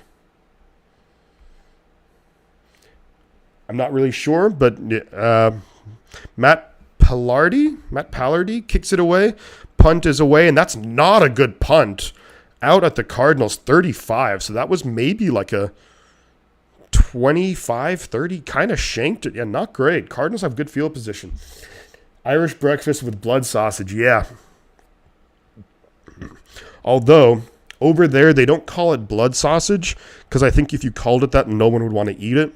It's actually called pudding over there, believe it or not, which is a far cry from the pudding that you would get here. Over there, there's 2 different types of blood sausage. There's white and black, so you'd actually say white pudding or black pudding, and that would be the blood sausage. But yeah, over there, if you said blood sausage, I think people wouldn't know what you're saying, but they would be like, kind of look at you funny. Irish food is so good. It is pretty good. It's very bland. Just in general, a lot of the food over there. But I think Ireland's definitely, it's become, a lot of different cuisines have become a lot more available. Like when I was growing up over there, you basically had, like whatever, Irish food in general, when it comes to dinner, is going to be some kind of meat, potatoes of some kind, and vegetables, a little bit of salt, a little bit of pepper. Bam, there you go. But it's actually gotten a lot better with different cuisines. Like Indian food is actually really big in Ireland. Indian food's huge. You also have Chinese food. It's very much like the westernized Chinese food. What else? I mean, Mexican food is actually getting better. It's becoming available and getting a little bit better. Still a far cry from what you'll get in like California or in a lot of parts of the U.S., but it's getting there. But for me, I kind of like it took me a while when I moved back to the U.S. to get into all the different cuisines, all the different flavors, things like that. But I'm glad I have. Randy says, Dingle, favorite section of Ireland. Oh, there you go. Dingle is in Kerry, in the very south of Ireland. Beautiful part of the country. I think Dingle is kind of like the Ireland that people imagine what Ireland to be, is that it's very rolling hills, beautiful scenery, right by the coast. Beautiful part of the country. I lived in a place called Galway, which is on the west coast. But here we go. Chelsea a team. Yeah, not my team. Definitely not Randy. Pakistani food. Yeah, Indian and Pakistani food. They kind of get lumped together. I couldn't really tell you the major differences between them. I'll just plead ignorance on that because I just don't know. But, the Green Hills, beautiful. All right, so Cardinals, 1st and 10 at their own 37 after that really bad punt. McCoy and shotgun, backs either side of him. One back's going to motion out, fakes the handoff, looking, throws it over the middle. Going to be caught by Hopkins. That's a nice route. That's a really good throw. And he just got it over the linebacker of the Patriots. Hopkins now going to the sideline. Marcus Jones on the coverage, rookie out of Houston. And they had, just a really solid throw by McCoy. Southwest Green Hills, you got it. Credit card, you got it.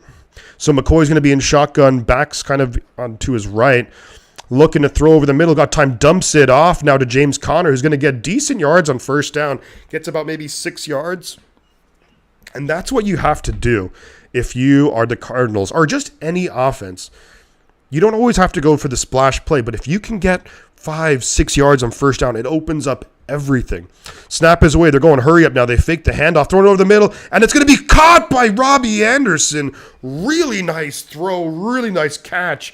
And that's going to be first down. I shouldn't do the Kittle. That's only for the 49ers. I do that. But first down, Arizona. Really nice catch there by Robbie Anderson over the middle of the field. Great throw with anticipation, kind of threw him open. Then they're moving the ball. They're right outside the red zone. What a catch, says MG. You're damn right. That was one-handed catch. Brings it in, able to control his body and reel it in. Good play there by Arizona. So it's 1st and 10 at the Patriots 22. Man in motion. That's Hollywood Brown. Snap is away. Faking the handoff. Going to dump it off now to the tight end number 89. Gets maybe half a yard. We're up to 1,141 subscribers. Thank you to the new subscribers. Really appreciate that. That means we're only 9 away from our target of 1,150 on the night. Let's go. And let's check and see how we are doing with regards to the likes on the stream. Earlier we had 20. We're up to 22 likes. Can we hit 23 likes? Christian McCaffrey likes. Let's go. So, 2nd and 9 in shotgun. No one in the backfield. McCoy looking. Going to get taken down, but picks up about 1.5 yards maybe. So this is going to be about 3rd and 7. McCoy a little bit awkward getting up.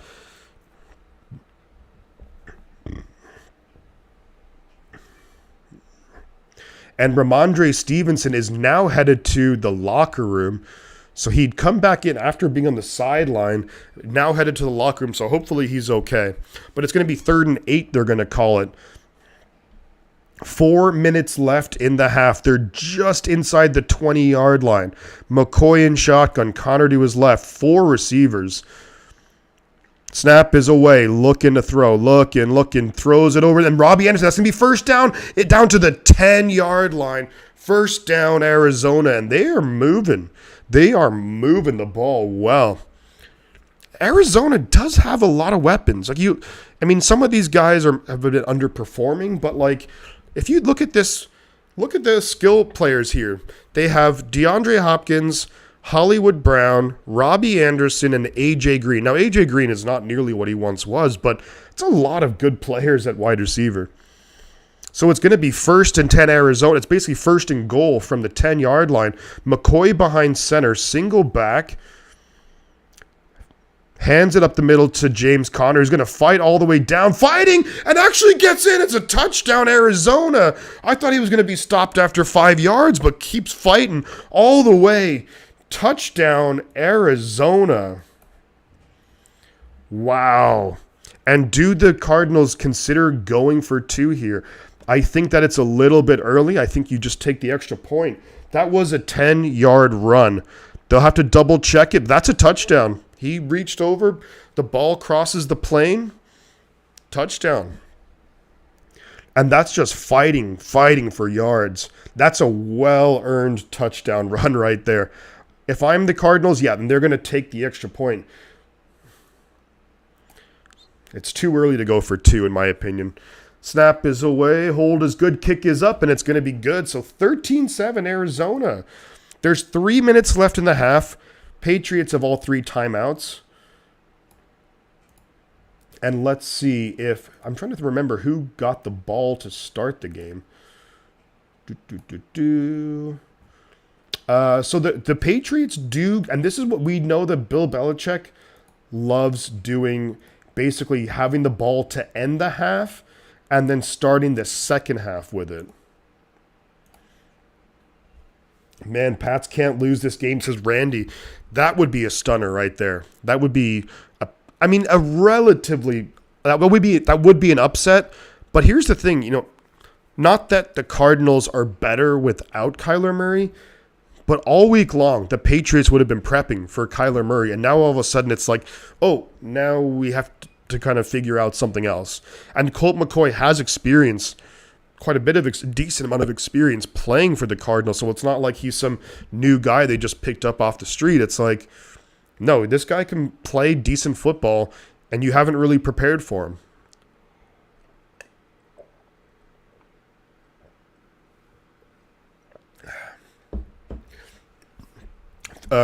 Connor has 54 yards on the ground. I still go back to the point, and I'd love to hear your guys' thoughts, but I don't know, why did the Steelers move on from James Conner? Local kid, went to Pitt, thought he was a good player. Kick is away. They are going to take it out of the end zone. This Marcus Jones taking it out 15-20, gets up to about the 23, 24-yard line. Decent return. He's a solid backup. Yeah, Colt McCoy is a solid backup. And honestly, when we initially drafted Brock Purdy, that would have been my, I guess, kind of comparison, but that would have been what I was hoping that we would get out of a guy like Brock Purdy, where it'd be a good backup who can come in, not screw things up, and maybe win you the game. Colt McCoy can win the game. The team has to play good. Yeah. Interesting graphics here. It's like Cheers. Pretty interesting. But yeah, so I think, to me, Brock Purdy could end up being a little bit better than Colt McCoy, but I do have to give so 1st and 10, Jones dumps it off to Aguilar, going to get about 3 yards on first down, so 2nd and 7. But I think MG made a good point earlier that, look, I think Brock Purdy's looked really good. He's made some really nice plays, but we can't get too ahead of ourselves. We can't crown him. We've seen players come in, play good for a couple games, and then you just never hear from them again. So, but hopefully Brock Purdy can stay on the path he's doing and be a good player. We have him on a really good contract for this season and 3 more years. So 2nd and 7, Patriots. Jones behind center, single back, snap is away. They are going to hand it off, and that play was dead to rights. They're going to lose about 4 or 5 yards. Marcus Golden, good to have him back. I think he got hurt last year. He's a good player. One of those guys that you just, very solid play. They lost 4 yards, so now it's going to be 3rd and 11. Oof. He's a solid backup. Najee probably. I mean, if I was the Steelers, I probably would have kept James Conner and maybe drafted a offensive lineman or something instead of Najee a couple years ago, but that's just me. So we're at the 2-minute warning. And the Patriots are going to have 3rd and 11. So they do have some time to think about what they want to run, but if they don't pick this up, then Cardinals are going to have decent field position with 2 timeouts. Oof, we'll see. 29 people in here, guys. Don't forget to like the stream. If you're new, subscribe to the channel. We're 9 subscribers away from our target tonight of hitting 1150. Taylor Heineke is one of those players, seems to be winning some games. Yeah, that's another good example too. I think it's important to have those quarterbacks. They signed 3 QBs, maybe needed the money. Having someone who can come in, because and I was kind of talking about this earlier, that as much as the NFL will always try and protect quarterbacks, quarterbacks, and just in football, players get hurt. So you have to have someone back. I'm like, you don't need to tell any 49er fan, we're on our 3rd quarterback of the year. So it is really important to have that real backup that who can come in and not. You don't want your season to be done if your quarterback goes down. 32 people in here. We're at 22 likes. Can we hit 25 likes? Can we hit Elijah Mitchell likes? Let's go. 2-minute warning right now. Patriots, you know that Belichick loves to have the ball to end the half and then start the second half with the ball. They have a chance to do it, but they're going to need to pick up a 3rd and 11 from their own 22-yard line. Not going to be easy, to say the least. Not going to be easy. Ashton, how are you tonight? Good to see you in the stream. Hopefully you're having a lovely Monday night. Heineke is one of those gritty quarterbacks. Kind of reminds me in terms of his, I don't know, a little bit like a Ryan Fitzpatrick. Just one of those gamer guys, you know. Yeah, the 49ers, and they're kind of showing it here in the graphics on ESPN, but we got some excellent news on Deebo Samuel. Ashton, a girl, yes. Absolutely. 3rd and 11. Jones in shotgun. Back to his left. Tyquan Thornton in motion. Hunter Henry is now going to join Mac Jones in the backfield. Snap is away. He's got time, but the time's running out. He's going to get sacked. Zach Allen. Wow, that's a good pass rush. This Cardinals pass rush is stepping up big time. Sacked.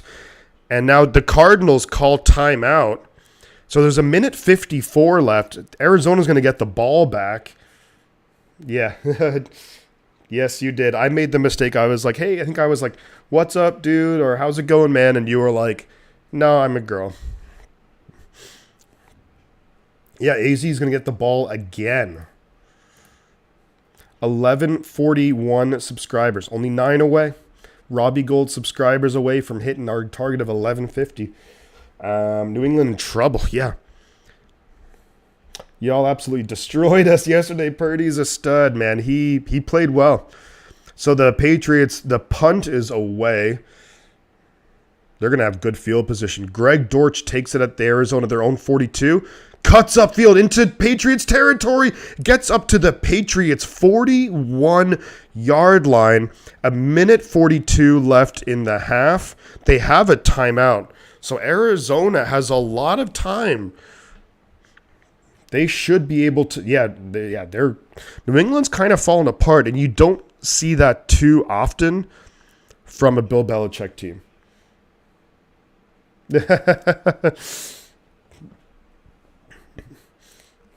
I think maybe I said, "Oh, what's up, man?" And but yeah, dude, hey, a tomboy anyway.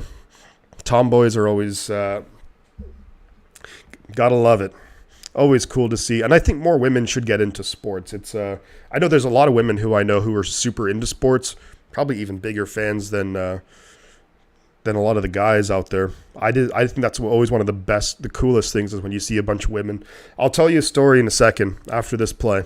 I think you guys will like it. 1st and 10, Arizona at the New England 41. McCoy looking, dumps it off over the middle, going to be caught. That's going to be the rookie Trey McBride. Picks up about 4 or 5 yards, right around a field goal range. They're going to go hurry up, so remind me to tell you the story once we get to halftime or once this drive stalls out. 2nd and 5 now, Arizona. McCoy and shotgun. Connor to his left. Hollywood Brown and Hopkins up top. 2 tight ends. They do hand it up to Connor up the middle. He's going to fight. They're going to try and push him like a rugby scrum, but he's not. He's not going to get enough for the first down. You celebrated your 21st birthday. Happy birthday to you. Your 21st. If your 21st birthday was anything like my 21st birthday, then hopefully the hangover is not so bad for you.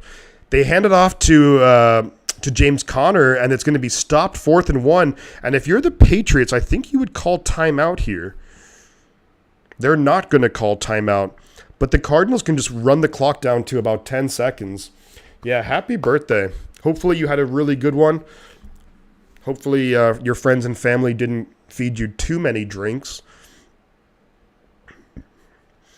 But, James Conner brought down. So it's 4th and 1. I think Arizona's going to let the clock wind down. Arizona takes a timeout with 36 seconds left. Interesting.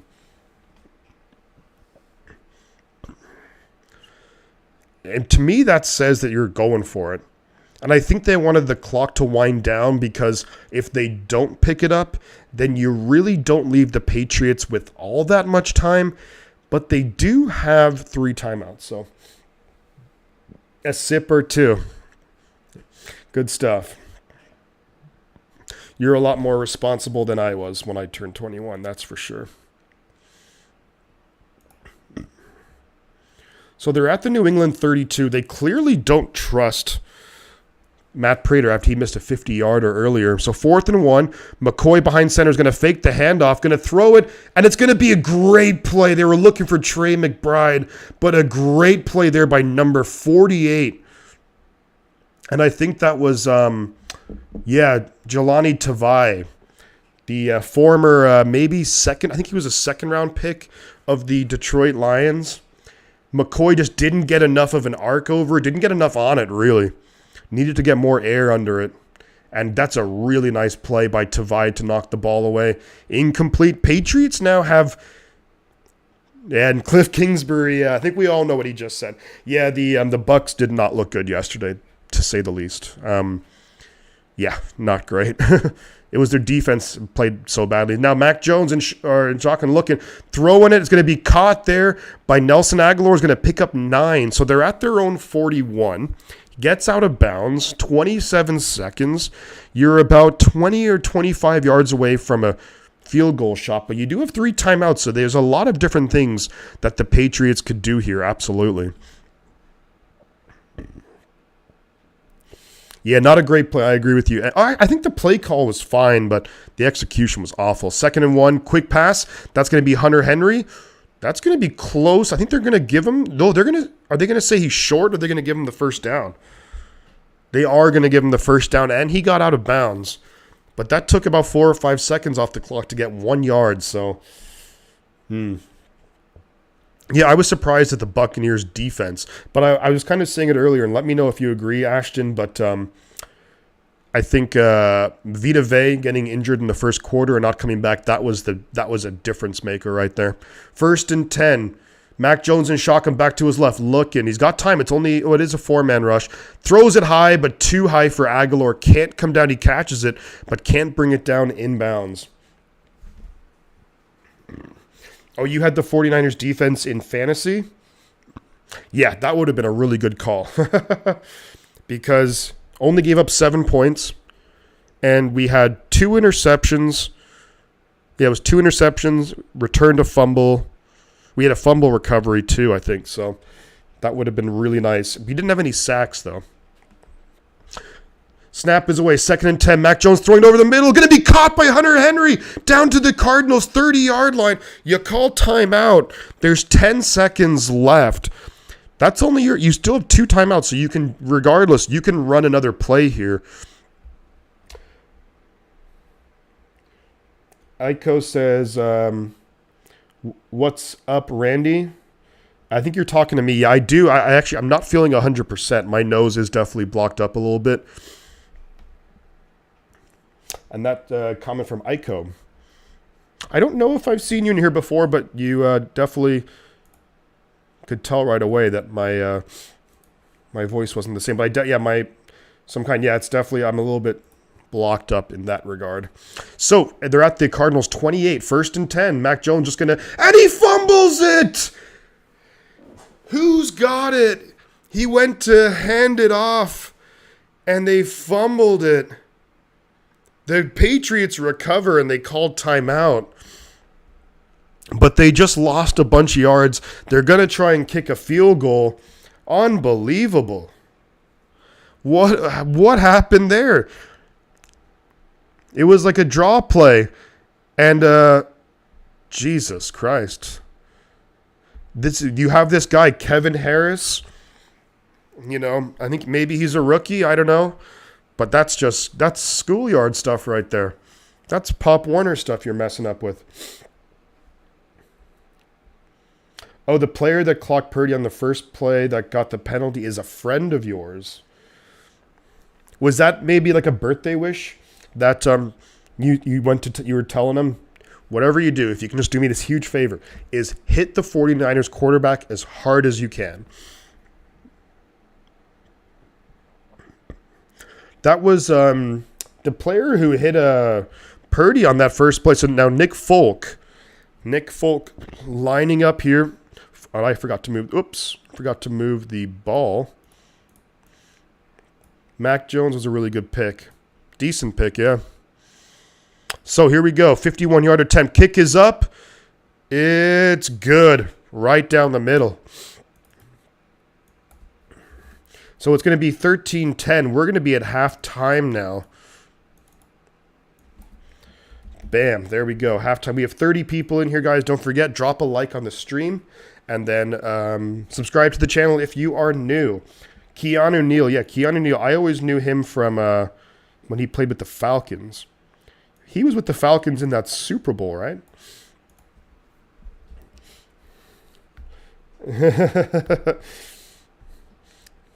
It's like, you're playing on my birthday. I really need you to destroy the 49ers quarterback. Whatever you do. There we go. We are still 9 subscribers away from hitting our target of 1150. Let's go. Was a big sack. But yeah, Brock Purdy took a shot. In the, yes, this is my first time catching your podcast, but I'm a Chiefs fan. Oh, God, the Chiefs. I am not a fan of your team by any means. Yeah, I am not a fan. Your Chiefs have been a thorn in the 49ers, but welcome to the stream. I'm not saying that to be mean or nasty, but your Chiefs just keep beating the Niners in the Super Bowl earlier this season. Just cut it out already. But yeah, my nose is a little bit stuffy. I'm not 100%, but good enough to do my thing. SF fan, how are you doing? It was great to have you here at the stream yesterday. Thank you for subscribing to the channel yesterday, too. Greatly appreciated. We're halftime here, 13-10. Cardinals over the Patriots. Kyler Murray carted off the field in what was... Oh, the Bengals won't play straight. But a carted off the field, non-contact injury. My initial thoughts, and I'm no doctor, but my initial thoughts were... This is definitely a case of a torn ACL.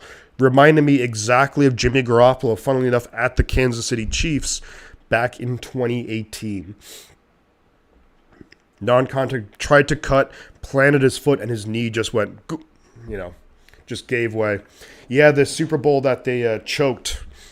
So they're showing the highlights. Now they're starting off with the action. You might want to look at the highlights here. It's the Buccaneers, 49ers.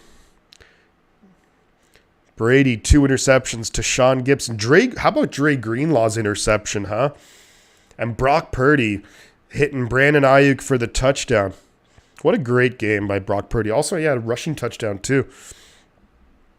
Feel free to check out the video I put up. It was my reaction. It was my live reaction from the stream to all the touchdowns that Brock Purdy had. I can't believe Houston played Dallas so close. Jeff Driscoll, what was that 4th and goal play? Awful. That play was just, no, we're good. We don't need to watch the highlights. I can be like that sometimes where it's, whenever I see the highlight, if the Niners lose, I'll try and break down the game and whatnot, but I just avoid sports social media. I avoid all that stuff. Dallas continues to roll, headed to a possible Super Bowl. Oh, tomorrow night I'm going to have my latest power rankings out too, so check back for that. I'm actually going to try something a little bit different with the power rankings in the fact that I'm going to do it as a premiere. So I'm probably going to record it early tomorrow. But I'm going to premiere it on the channel tomorrow night. So stay tuned for that. Whenever I do my power rankings, I don't think it's necessary to do all 32 teams for me. I do the bottom 3, and then I do the top 10. So, MG thinks Dallas headed to possibly to the Super Bowl. I think that's possible. Their defense is really good, and their defense is playing very good football. Dan Quinn, don't be surprised if he gets some calls to be a head coach again. But he has that Dallas defense rolling.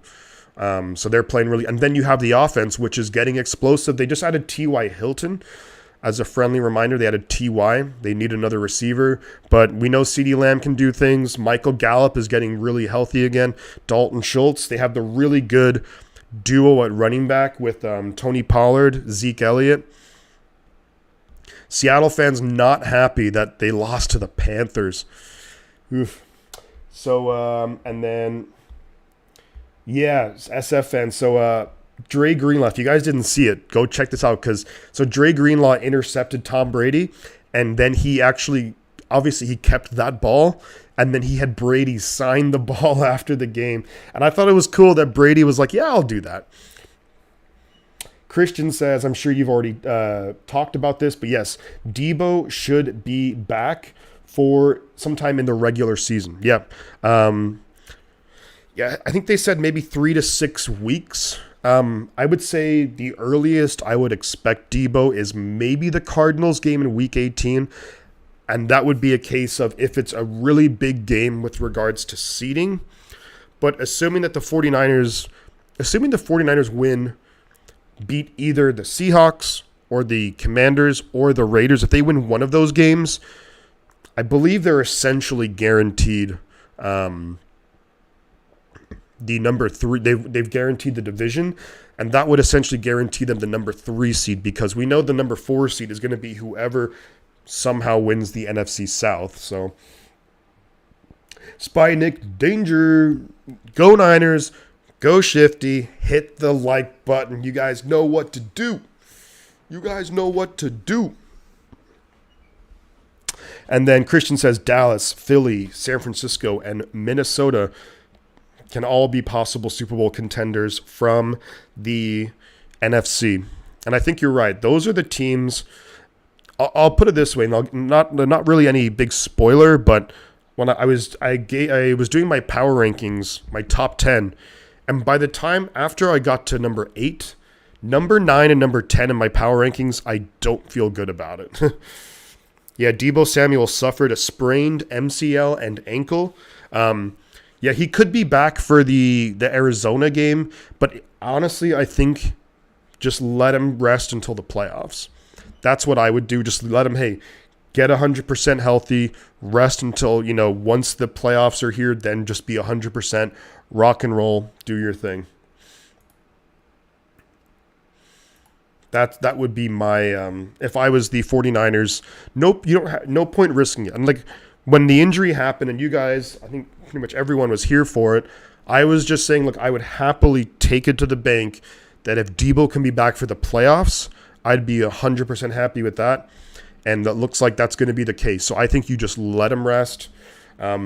Maybe in week 18 you give him a couple of snaps.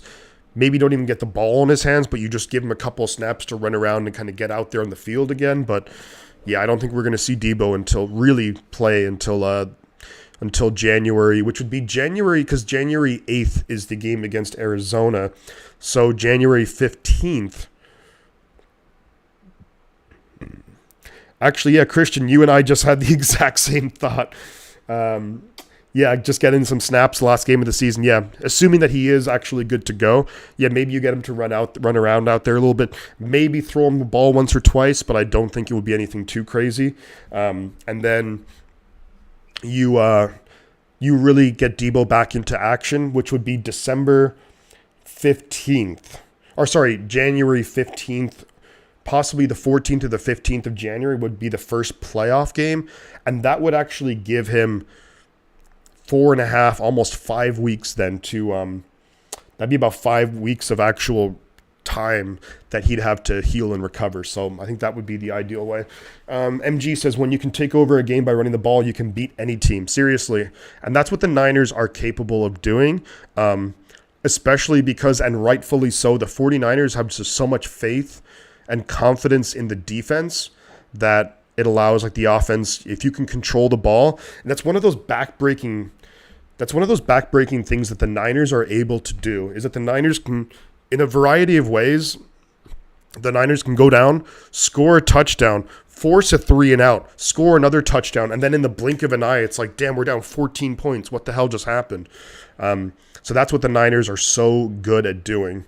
And when you can do that, you can change a game immediately. Like, even if the 49ers are down 10 points or if they're down 7, they have the ability just to flip the game just like in like the space of about like 5 minutes in terms of game time. Let me see what else. MG says the Niners are just beating teams up. They might go all the way too. Yeah, I have about 8 teams, 4 from the NFC and 4 from the AFC that I think are legitimate like Super Bowl contenders, which is actually not that bad. Like when you think about it, that's a quarter of the league who are legit Super Bowl contenders. There you go. So Ashton, she says, but I was a Niner fan as well because of my dad, so I still cheer for y'all. Does this short week hurt y'all or no? I think in a little bit it does, because Brock Purdy, I think he had a bit of like an oblique strain. So as of right now, he's maybe questionable to go. Plus, on a short week, obviously, I think it goes without saying that when it's a short week, you have a lot less time to prepare for it.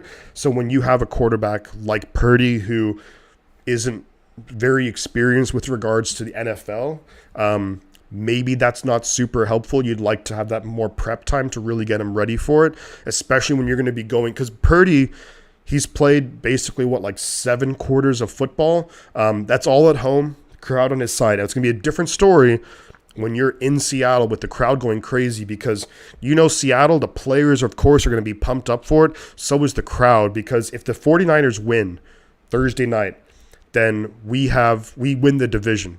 Even if we were to lose the rest of our games after that, and even if Seattle were to win all their remaining games, we would still win the division. So never easy on a short week. But then also you also have to factor in it's not necessarily easy for the Seahawks either, because they have less time to prepare for a really good team in the 49ers. So SFN says, imagine the Texans win the Super Bowl. That's a world where I don't know if I want to live in it. I'm just kidding.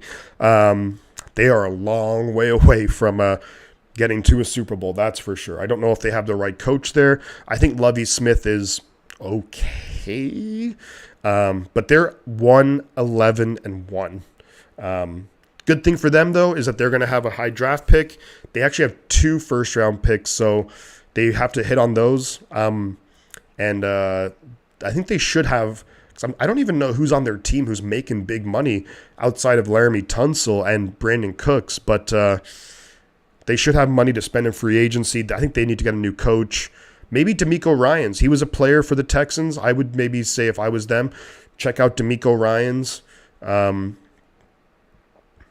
maybe they could bring in a guy like, if they want to implement like a 49ers style offense, maybe they go with maybe someone like an Anthony Lynn at for offensive coordinator and kind of go from there. But is Anthony Lynn the assistant head coach? I don't know if that would then be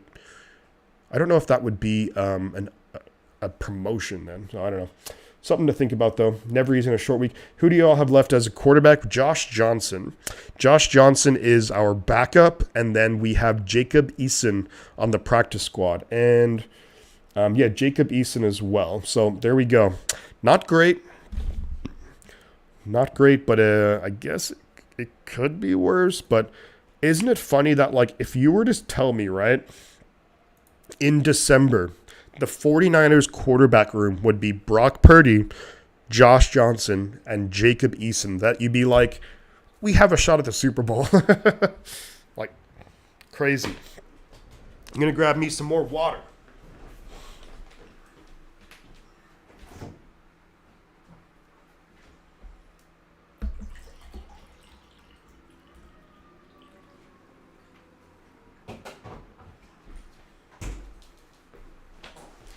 All right. 30 people in here, guys. Feel free to like the stream, subscribe to the channel if you are new. Let's check out and see how we're doing. We are at 28 likes. Hell yeah. Hell yeah. Here we go.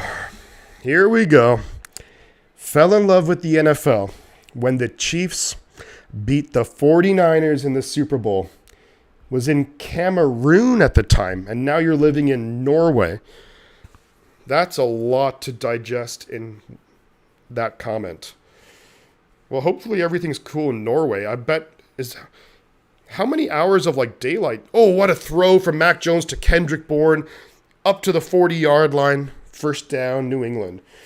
There's probably like maybe only a couple of hours of daylight in Norway because it's so far north. Cameroon, that must have been really interesting. And as for your first part of your comment, no comment. No comment on that, my friend. Still only 9 subscribers away from our goal of 1150. Let's go. So 1st and 10 for the Patriots at their 40. They hand it off to the running back. He's going to lose 2 yards. Loses 2 yards. And the Arizona Cardinals have, yes, that's a Blink 182. Got my t-shirt. I actually have 3 Blink 182 records back here. Blink 182 tattoos, I should say. I've been a fan of them. Honestly, Ashton, and this is going to make me age, maybe kind of show my age, but I've been a fan of them longer than you've been alive. Actually, a number of years longer than you've been alive. Not that I'm not trying to say I'm a bigger fan or anything like that, but that just kind of shows you, number one, how old I am, and number 2, that I still love them after all these years. 30 people in here. Feel free to like and subscribe. Can we hit 30 likes? Chiefs are, but can't say the... Look, the Chiefs are a really good team, and they have something where they're going to be competitive for a long time. Andy Reid and Patrick Mahomes, as long as you give them some kind of weapons, some kind of offensive line, have a decent defense to back them up, they're going to be competing for Super Bowls. But I think the 49ers are going to go far. I love their play style. Yeah, the 49ers are definitely a bit of like a throwback team. They're a bit of a throwback team, but they're also really innovative with a lot of their play calls. Like Shanahan is really good with dialing up certain plays where you're just like, wow, how do you even stop that? Yeah, I'm not a fan of the Chiefs because they did beat the 49ers in the Super Bowl, even though we should have won that, but it's neither here nor there. Christian says the Cardinals deserve to lose this game based on how they closed out the first half. Yeah, kind of brutal, to be honest with you. Not great. I think that's just a sign that I don't know how well coached the Cardinals are. The Eagles are blowing teams out. They're going to win the Super Bowl. It's possible they could win the Super Bowl, of course, but I don't know if I'd be booking tickets just yet if I was an Eagles fan. I mean, they should. They've really kind of gone, to a certain degree, they've gone all in this year when you think about it in some ways. Now, look, they still have, because let's take a look. I think, do the Eagles actually have 2 first-round picks next year, if I'm not mistaken? Let's see. Wow, the Eagles are actually slated to have the 5th overall pick as of right now. Unbelievable. The 5th and the 32nd overall pick. Unreal. But, I mean, they traded for Robert Quinn, C.J. Gardner-Johnson, a lot of these guys who I just don't know. And then Jalen Hurts is is he in his 3rd year now, I think? So you're going to have to start thinking about that really, really big, expensive extension for Hurts. So it's going to be a little bit more difficult. Some other guys are getting older too on the offensive line. Jason Kelsey, and then the right tackle who is Lane Johnson. So we'll see. 2nd and 12 for the Patriots. End around, flips it out to number 35, who's running hard, and I think that's Pierre Strong Jr. out of South Dakota State, the Jackrabbits. And you guys know I'm going to say something here about a rookie. But this is a guy who I really did think would be a great fit for the 49ers. But we ended up drafting Tyrion Davis-Price. Yeah. With top picks to go, the Eagles are scary. They really are. They really are.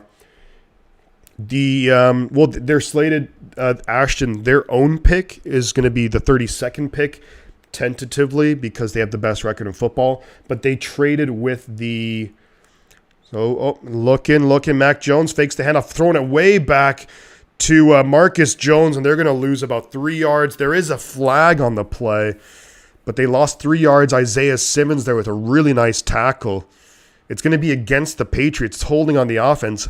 I would sometimes I consider declining those. It's because it's second. What's better, first and, if you're a defense, would you rather go up against 1st and 20, or would you rather go up against 2nd and 13 or 2nd and 14? But so they traded, the Saints traded up in the draft last year with the Eagles to, I think they traded up to get Chris Olave, I think, but they gave up the 2023 first round pick. And the Saints record right now, they have the 5th worst record in football. Hence the Eagles having a top 5 pick. And they have their own pick, which as of now is going to be ranked. It's the 32nd pick, but we'll see what happens. But I mean, that's what you do if you're the Eagles, man. That's like what I'm saying here is that 1st and 20 for the Patriots. They're going to hand it off up the middle to Pierre Strong Jr., who's running first down, running for the end zone, ends up getting down to about the 11-yard line. Pierre Strong Jr. finally getting some looks. I took him in my Dynasty League because I really did like him. And he's done nothing all year, but I'm thinking, man, this could be a guy moving forward. And just a really, really nice run right there. But if you're the Eagles, what I would maybe consider doing is, look, yeah, Jason Kelsey, Lane Johnson, these are guys who are getting pretty long in the tooth. So you could maybe draft a tackle at 5, draft a center at 32 if there's guys available around there, and then just all of a sudden, bam, and they would be cheaper too because on the rookie contracts, they hand it to Pierre Strong up the middle, going to get no gain. So it's going to be 2nd and 10 from the 12-yard line. The Eagles did some wheeling and dealing. They absolutely did. Good for them. Damn Philadelphia. Damn them. Damn them to hell. But that's like that, and that's a really smart way because they went all in, I think, with regards to like contracts. But I think that they can easily replace and replenish a lot of these veteran guys with highly touted college players. So 2nd and 10, Mac Jones in shotgun, back to his right, snap is away. Looking. Time is running out. Rolling out to his right, just has to throw it away. Throws it out of bounds. Did get out of the pocket, and the ball did go past the line of scrimmage. So good job. Quinn has done nothing. Oh, Robert Quinn, yeah. It's funny because I thought he was pretty good with the Bears. And especially when they had Khalil Mack, when you had those two guys together. And Robert Quinn has had some good years in the NFL. And I would have thought going to Philadelphia, they have a pretty deep and talented defensive line that he'd get a lot of one-on-one matchups. But maybe it's really obviously not working out for him. Still 9 subscribers away from our target of 1150. Let's go. 3rd and 10 now for the Patriots. Snap is away. Mac Jones is looking. Throws. It's going to be caught. And he's going to be short of the first down marker. It's caught by Tyquan Thornton. Gets about maybe 7 yards. SFN, thank you for stopping by, buddy. Really appreciate you. Make sure to come back Thursday night, 5 o'clock. 49ers Seahawks, Thursday Night Football in Seattle. Yeah, Thornton, I mean, definitely at least a couple yards shy of the first down. They're going to try and tie the game up here. Nick Folk. He made it from 51, so this is basically a chip shot here. It's just a little bit more than what the extra points used to be in the NFL. Snap is away, hold is good, kick is up, and they do tie the game up 13 apiece. Christian says he wants the Cardinals to win this game only because they pose no threat to the Niners, and he doesn't want to see the Patriots in the playoffs. Yeah?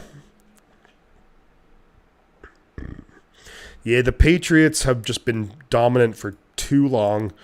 Obviously, all those 20-ish years of Brady in New England, and it's time for other teams to get a shot.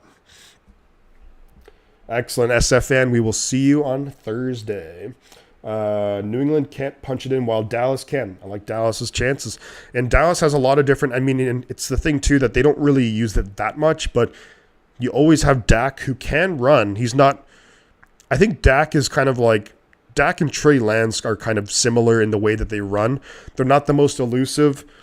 They're not the most like athletically gifted. Like they're not like a Kyler Murray or a Lamar Jackson, but not even, but they can definitely gain yards and they can hit guys. That's for sure. And Dallas, of course, they have all their weapons, running backs, tight end, receivers, so there you go. Dallas versus what? That should be a good game. MG, you're right. Dallas and the Commanders, because both teams are going to be fighting for seeding purposes. And the Commanders, I mean, there's still 4 games left, so we're not really sure how it's all going to look there. But hopefully they'll have that game will be a really meaningful game for both teams, because that would be a fun one. Randy Daytona has the Christmas tree. Have any of y'all ever played Uncharted or Last of Us? I've played one of the Uncharted games, and I played the first Last of Us. But I do want to play the second Last of Us because I heard that's a really good game. Dallas most likely won't have anything to play for, and Washington will be desperate. That could very well be the case because I think that Dallas could very well have the number 5 seed locked up, simply because you'd have to bank on Philadelphia winning that division because they're 2 games ahead with 4 games to go. But not only that, let's take a look at the standings. But I think Dallas will pretty much have that number 5 seed locked up because right now Dallas are essentially 3 games ahead in terms of the wild card spots. So, but I'm kind of curious as to, do Dallas and Philadelphia play again this year? Let's see. Eagles play the Bears. The Eagles are going to win that. Cowboys play the Jaguars. The Jaguars, though, they beat Tennessee pretty good. So are they both similar? Kind of. The Last of Us is like a really cool story, but I like Uncharted for it's just a lot of cool adventure. So the Eagles are not going anywhere come playoff time. Dolphins have already started getting their own taste before playoffs. Let's see. And then the week after, Eagles Cowboys week 16. So on Christmas Eve, Eagles Cowboys. Wow, that's a good game right there. That's a good game. I'll be streaming the Niners will be playing the Commanders at the same time, but that's a good game.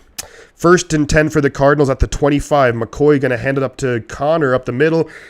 Fights for about 6-7 yards. Really nice run. Just able to churn out those yards.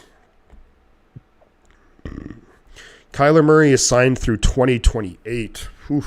Kingsbury through 2027. Steve Keim through 2027. So they've kind of locked into these guys for the next 5 years. Well, they are locked in, but we'll see if they stick with them. Colt McCoy throwing deep. Wide open is Hopkins. And how does Hopkins get that wide open? That's crazy. Yeah, Christmas Eve, Dallas against the Eagles. And the game is in Dallas, I believe. It is in Dallas. That game will get flexed to Sunday night. Book it. Because you have the Raiders and the Steelers playing Sunday Night Football. Saturday Night Football. Oh, I wonder if that game can be flexed then. Because if it's on Saturday, interesting. But they should put that into like prime freaking time. Yeah, Eagles try to clinch the division, and Cowboys are trying to stay with them. Now, the Eagles play the Bears, and then the Cowboys play the Jaguars next week. So that should be both teams should win, but you never know. 2nd and 4 right now. Colt McCoy fakes the handoff to Connor, throws it over the middle, almost intercepted, and then almost caught by Trey McBride.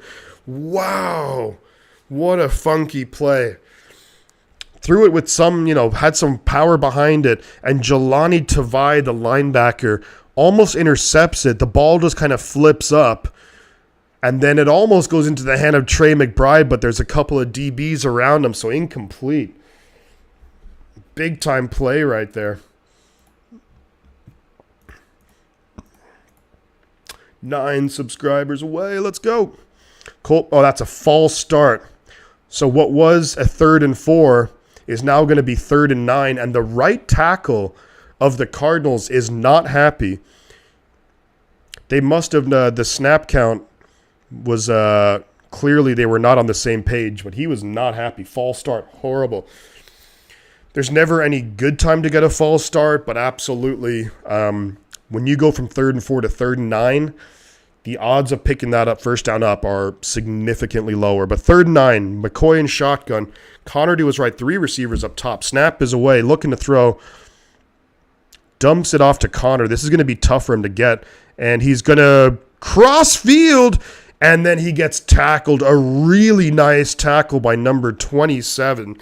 Ends up picking up about 3 or 4 yards. Ooh, and you think, look, if that, they're going to be going for it on 4th down. I mean, I guess the Cardinals kind of have nothing to lose here. But if that was still 3rd and 4, they could have picked it up, and that's where they false start is a killer. So it's 4th and 5 for the Cardinals. Same formation, McCoy and shotgun. Play clock is at 10. Hollywood Brown motions down low. It's going to be zone coverage. Snap is away. Looking, throwing it deep for Hollywood. Catch it, dropped it. How did he drop it? He was wide open. Well, wide open for the NFL. And he drops it, and the ball gets turned over to the Patriots, and they're going to have good field position. How did he drop that? That was a good call to motion him down, because when they saw I think straight away when they saw the zone coverage, they were like, we're going to have Hollywood Brown one-on-one with a not super nimble cornerback, and he drops it. Awful. And we have a new subscriber. Excellent. Thank you very much for the new subscriber. We're marching on our way. We're on our way. Thank you very much. Cardinals choked. I'm shocked. Kevin McAllister. But that is a coach killer. Yeah, if you're Kliff Kingsbury, and you could see Kliff Kingsbury's reaction, great play call, motion Hollywood Brown down, against zone coverage. He has that speed. Great, and he just straight, basically a go route. Good throw, just can't catch it. And if you're a wide receiver, that's kind of If I'm not mistaken, that's what you're kind of paid to do, to catch the frickin' football. And they can't come up with it. Unbelievable.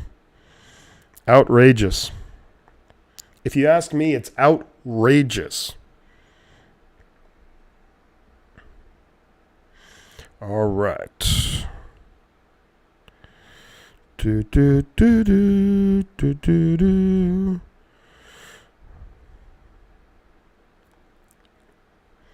All right. So we have 26 people in here, guys. Let's see. Did we hit our target? We have 32 likes on the stream. All right. Excellent job. Thank you, everyone, for all the likes on the stream. Thank you to all the new subscribers as well. Appreciate all of you being here on this Monday night. Cardinals would be better off with a different coach anyways, says Christian. It's funny because, I just, I don't know, and maybe this is the sign of, like, not great coaching, but there's just something about the Cardinals that they just, I don't know if it's, like, immature or something, but maybe it's Kyler Murray that just gives off those vibes, but I don't know. D'Amico's going to be a head coach for sure next year. I wish he would stay, but he's not. He's going to get a really good offer. So Mac Jones is going to hand it off to Pierre. That's not Pierre Strong. That's Kevin Harris. Up the middle. Gets nothing. Stuffed. Up the middle. Good tackle right there. I do have to say that was Pierre Strong. I do have to say that they're both rookie running backs. Okay. No, not D'Amico anywhere but in the division. Yeah, hopefully not. If I was D'Amico, and I'll give my thoughts after this, 2nd and 10, Mac Jones in shotgun, looking to throw. He's got time. The time is running out. Throws it. Caught by Pierre Strong. Gets about 4 yards on 2nd and 10, so it's going to be 3rd and 6. Definitely makes it a lot more manageable. If I was D'Amico, I think there's a lot to consider when it comes to being a head coach. And I'll pose this question for you guys in the chat. So, if you were to take over and be a head coach, would you rather go to a situation, let's say like Mike McDaniel going to Miami, where you have a good team, but expectations are you win right away? And I'll finish my thought. It's 3rd and 6. Mac Jones in shotgun. Tyquan's going to motion down. 3 receivers down low. Snap is away. Looking to throw. He's got time. Throwing it deep. And Aguilar almost comes up with it, but it's going to be incomplete. No flags on the play. And they're going to have to punt it back to Arizona. They go 3 and out. But would you rather be, let's say, like a Mike McDaniel, where basically you go to a team that's, pretty damn good. You add a bunch of pieces in the offseason, but you are expected to win right away. Or would you rather maybe go to the Houston Texans, where you're going to have the number 1 overall pick. You have a couple of pieces there, I guess. But you really will be given probably a couple of years before there's any real expectations. You can kind of choose your quarterback. What situation would you rather go in? Think of it like, and we have another new subscriber. Excellent. We're up to 1143 on our way to 1150. Let's go. But would you rather have a Mike McDaniel situation going to Miami, or would you rather have a Kyle Shanahan situation coming to San Francisco? A part of me thinks that I would maybe choose the Kyle Shanahan situation because the Texans have been awful for a couple of years now. But then you get to, and there's not going to be any expectations where if you win 3 or 4 games in your first year, that's an improvement. Plus, you get to kind of build the team how you want it, as opposed to a team that there's already a lot of pieces there that you kind of just have to come in and coach. So I guess it depends on what you want. But both McDaniel and Saleh had the latter. I don't know. Did Saleh? Because the Jets had the number 2 overall pick. 0 expectations immediately. I think Saleh, I'd like a fresh start where you can really just put your own stamp and your own idea and your own culture and everything like that. But I can understand too, like if you are a new head coach, that can be pretty daunting to take over a team that's just awful.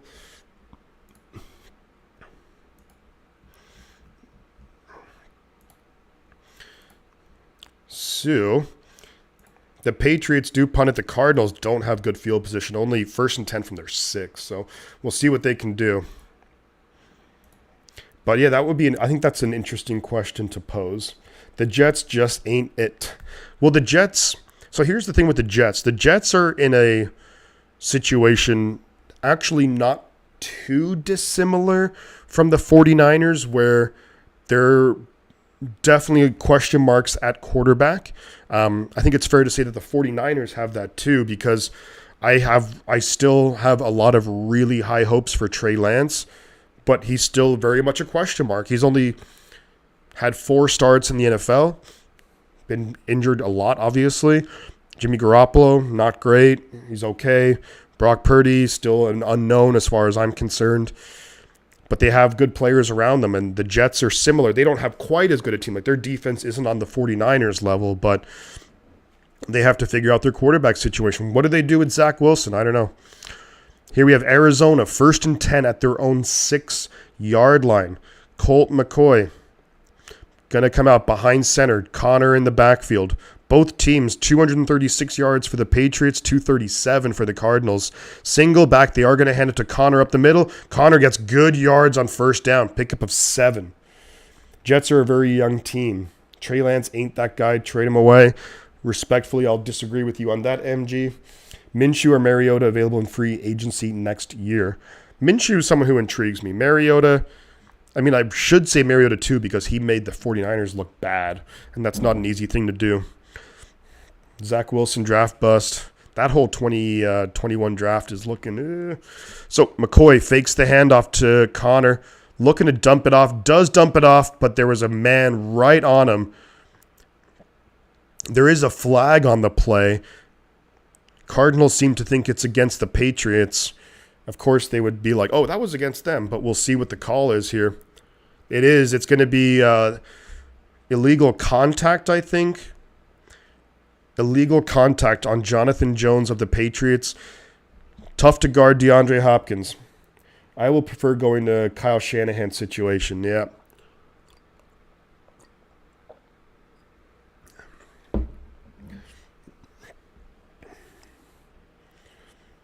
Yeah, that's an interesting one too, no religion. That is an interesting thing to think about. If you are an offensive-minded coach, would you want to go to a team that already has an established defense? So that way, if you can just get the offense to be mediocre, you can maybe get into the playoffs. That's an interesting one. 1st and 10 for Arizona. Colt McCoy takes a big hit, but does get the ball out to Hopkins, and Hopkins fumbles it. It's picked up by the Patriots, and it's going to be a touchdown. New England. DeAndre Hopkins fumbled the ball, and Hopkins did not have the ball anyway secure. Hopkins straight away is saying that's on him. And you're right, DeAndre, that is on you. Hopkins fumbled it. He had the ball out just in one hand. He was just holding it. And it's fumbled. Picked up. Wow. And returned by the Patriots. Hopkins with the purple shoes ain't that guy. Kyle Duggar with the forced fumble. Extra point kick is up, and it's good. So it's going to be 2013 Patriots over the Cardinals. And just like that, this game, that's when you have two teams who are, let's be honest, mediocre, that can be the difference sometimes right there. Hopkins, just no balls. Where's the security, man? And Hopkins straight away saying it's on him. And you're right, it is. I know Randy says, I know it won't happen, but I hope D'Amico Ryan stays one more season to repeat the Super Bowl. That is a relatively underestimated thing where I think the only chance that the 49ers could have of retaining a guy like D'Amico Ryans is the fact that, number one, if there really aren't that many head coaching positions available, and number two, if the ones that are available just aren't very appealing, to say the least. So that's what Nathaniel Hackett did at Denver, and it really didn't work out for him. Yeah, that's true. That's true. We're 7 subscribers away from 1150, our target of 1150. Let's go. Amateur hour, holding the ball with one hand, protect the ball at all times. Yeah. I mean, regardless of where you're at in the field, you want to do that. But especially if you're within your own 20-yard line, or if you're at the red zone on the other end, ball security is a must, because if you turn the ball over there, it's a 7-point swing easily. Russ killed him though. That trade, I still can't get over. Look, to me, Russell Wilson was always a good quarterback. Maybe he was never top 3. Maybe, a couple of years there you could say maybe top 5 or so. But what's happened there is just, it blows my mind, because the Broncos have some weapons. They have some decent running backs. It just doesn't make sense to me. So Shanahan choked 2 Super. Oh, Shanahan! Don't blame Shanahan for the Patriots Falcons. That ain't Shanahan. So it's 1st and 10 for the Cardinals now at their 24. Throwing it, caught by Hollywood Brown. Really nice catch there. Gets a pickup of about 16 on the play. They're up to their own 40 now. It's really not Shanahan's fault against the Patriots. You're up 28-3 in the 4th quarter, and the defense gives up 25 points. Now, granted, I think at least one of those was, you can maybe argue the play call where Matt Ryan gets sacked and fumbled, but even then, it's you're the quarterback. Your job, if you get sacked, you have to hold on to the ball. That's a false start on the right guard of the Cardinals. So it's now going to be 1st and 15. Wilson, most overrated ever. If this season has anything to say about it, then yeah, he's right up there with definitely overrated. But now he's not going to be, no one's going to think too highly of him. So, and Denver's stuck with him. If Denver were to cut him, the dead cap hit would be enormous. You may as well just keep him, And maybe you can, if I were Denver, I would bring in a couple of, maybe you fire your offensive coordinator, bring in some guys from Seattle. Colt McCoy throws it down the field and caught by Trey McBride. Takes a huge hit from Marcus Jones, but hangs on and picks up enough for the first down. I think he hung on to it. Absolutely leveled by Marcus Jones. But what a catch by Trey McBride, and the ability to hang on to it. Let's see if he does hang on, because that was... He did hang on. Great catch, great legal hit, no flag. And wow, what a shot. Shanahan didn't choke. There's so much wrong with it. It's so bad I don't know who to blame other than the defense, yeah. So on 1st down, the Cardinals hand it to James Conner. Picks up 2. Trey McBride on the sideline right now. It's going to take him maybe a couple of minutes to kind of come around from that big hit. Legal hit him right on the shoulder, so nothing wrong with it.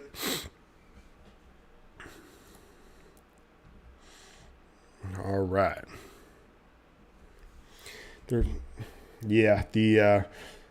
I think in Atlanta, now you could with the even in the Super Bowl against the Chiefs, you could argue whether that was Shanahan or not, but I don't know. Snap is away, 2nd and 7. Over the middle, finds the other tight end, the backup tight end, and it's going to be a pickup of 6. So it's going to be 3rd and 1. Cardinals have kind of struggled in these short yardage situations. The players have to run the plays. It's not the coach's fault if they don't execute correctly. Yeah, I think it's just easy to point the finger at Shanahan in that one, but to me, the Falcons' defense just completely fell apart. And then, I think he takes a lot more blame in the Niners Super Bowl loss, but Dan Quinn choked. Yeah, he did. He definitely, I'll agree with you on that. They hand it off to Connor up the middle, gets first down yardage, pickup of about 3 yards on 3rd and 1, and they are inside the Patriots 40-yard line. So Cardinals moving the ball. There's 2 minutes left in the third quarter. Connor's going to head to the sideline. It looks like he took a bit of a hit there, but you can blame the coaches for bad play calling, bad clock management. Yes, that you can. I think people didn't like, because in the Super Bowl with the Falcons, Shanahan kind of stayed somewhat aggressive in terms of the play calling, and I don't know. I think, there's a reason why they were up 28-3 because of the play calling. It's easy to say. So Colt McCoy is going to get sacked in the backfield. There is a flag down, but to me that's probably in the area of offensive holding. So it's going to be Uche who gets the sack. It is holding on the offense. Really, Lovie Smith choked that game to Dallas. Well, that 4th down play call, like if you're going to go for them 4th down when in such a critical situation for the Texans, the fact that no one knew what the hell they were supposed to do on the play, I would say that's play calling for sure. And people always like underestimate because in the Falcons-Patriots Super Bowl, they did have a interception return for a touchdown, but the Falcons offense still put up 21 points in the first 3 quarters of the game. And so, people say, well, you choked it away, but it's like they also were a big reason why they were up in the game. So if your defense can't not give up 25 points, and then also think about this too. The defense in overtime. Now, you could obviously say like the momentum was with New England, blah, blah, blah. But the Patriots just went down and scored a touchdown in overtime to beat the Falcons. Like if the Falcons even hold them to 3, then that offense can have a shot to come back and win the game. But yeah, that's totally on the defense, in my opinion. 2nd and 13 for the Arizona Cardinals. Colt McCoy in shotgun, backs either side of him, 2 receivers down low. Snap is away. Patriots were going to bring pressure. They kind of back off. Colt McCoy hit, intercepted by Marcus Jones. Intercepted. Colt McCoy hit as he was throwing it. If he wasn't hit, he could have had Hopkins down the field, but he gets hit. The ball doesn't come out nearly with enough force, and it just falls into the lap of Marcus Jones. And for a guy who returns kicks and returns punts, that's just a gimme right there. He's just like, got it. Yeah, he got hit by Uche. Great back-to-back plays by Uche. He had Hopkins, but because of the hit by Uche, he couldn't get it all. He couldn't get everything behind it. And bam, turnover. The 2nd turnover in as many drives for the Cardinals. Patriots have the ball at their own 37. Mac Jones throws it over the middle quickly on a nice slant. 2. And then they turn it over. The Cardinals have the ball. Nelson Aguilar. And this is going to be returned maybe for a touchdown. Isn't it a touchdown, Arizona? Unbelievable. Unreal turn of events. And just as everything was going the Patriots' way, the Cardinals with a crazy turnover. What is this game? That was just a quick slant to Aguilar. And yep, and then he catches it. Or was it a fumble on the ground, or did he catch it? Because that might be incomplete. I think that's going to be incomplete, no? We'll see. This is a big decision here. The officials are going to have to take a look at it.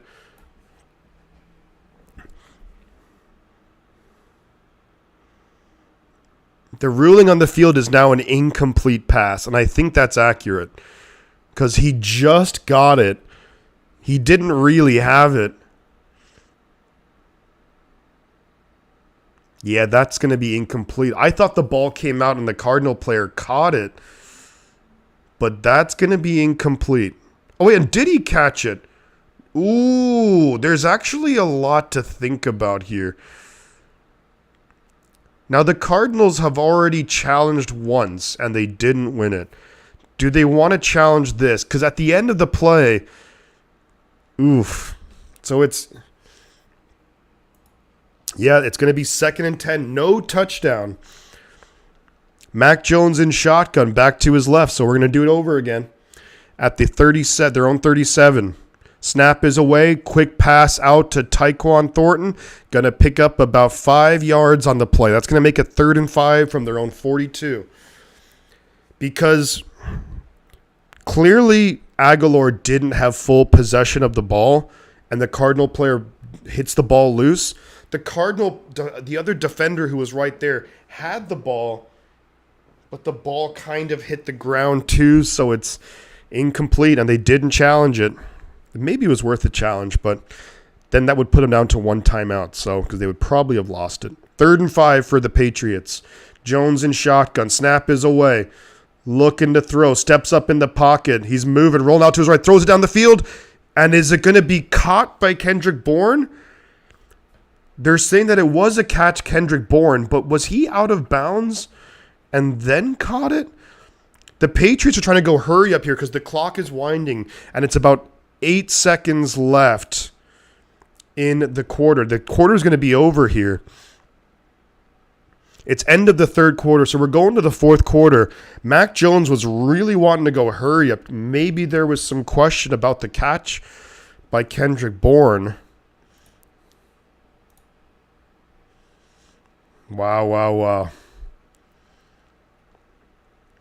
Because we'll have to see.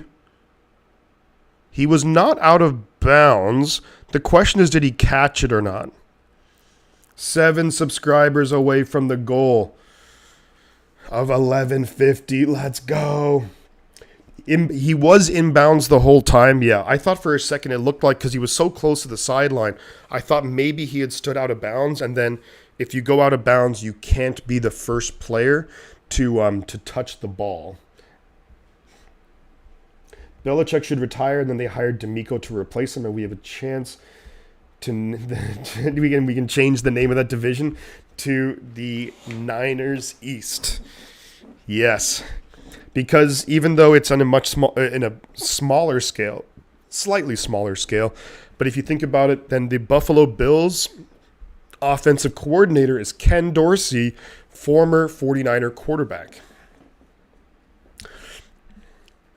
Belichick, man, I don't think he'd know what to do with himself if he wasn't coaching. Like, what would he do?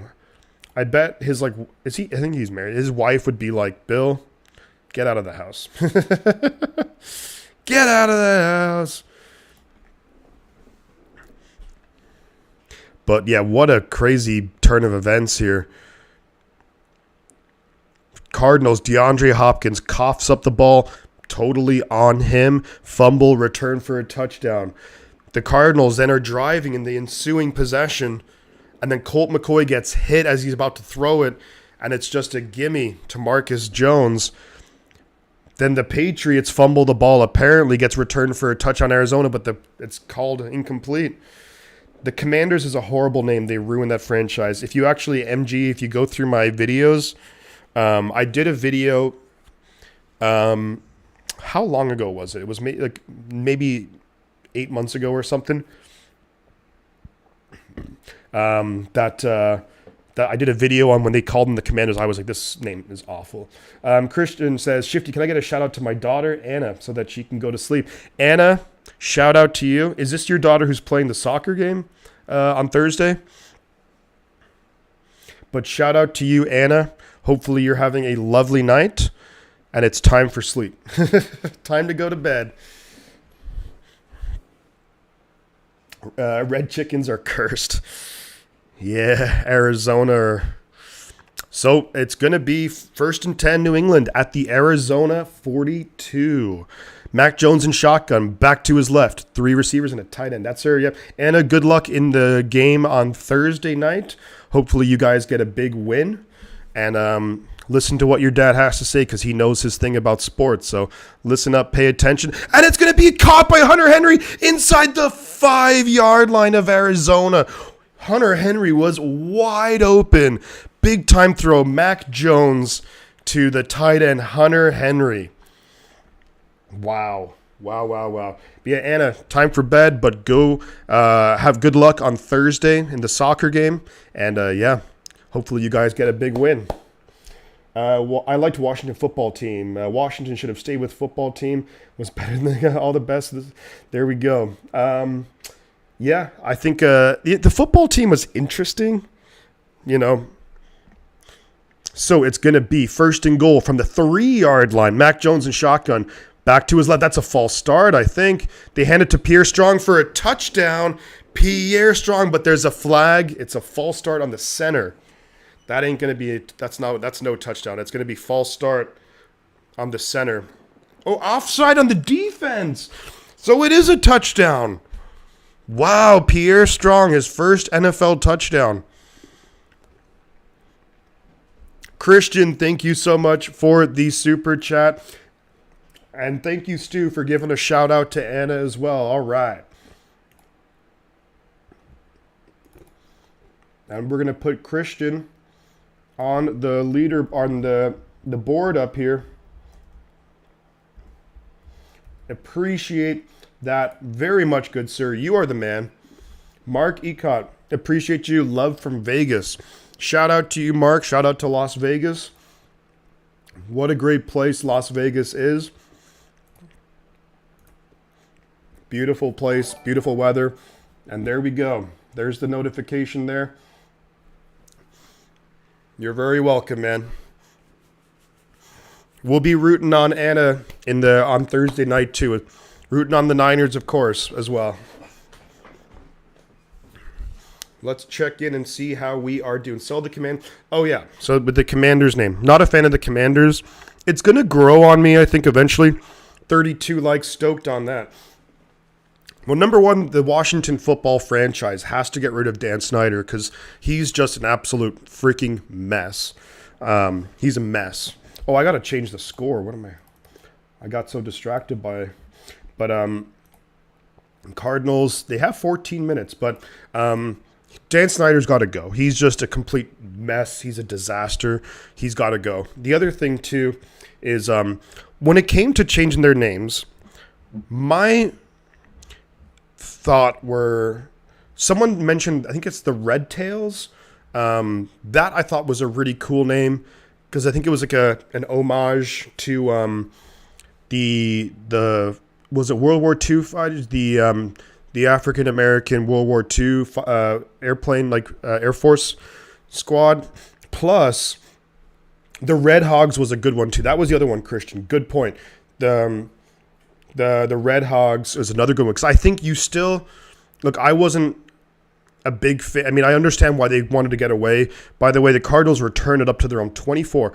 I mean, I understand why they wanted to get rid of the Redskins. I mean, that's just a name that, obviously there's a lot of kind of bad connotations around it. But I think if you went with the Red Hogs or the Red Tails, at least I think it's a relatively, tell me if I'm crazy here, but I think it's a relatively tasteful way of paying homage not to the name Redskins, but just to the history of the franchise. And that's been a good franchise. I mean, in terms of they've won a couple of Super Bowls, Doug Williams, who was the other, Mark Rippon, I think.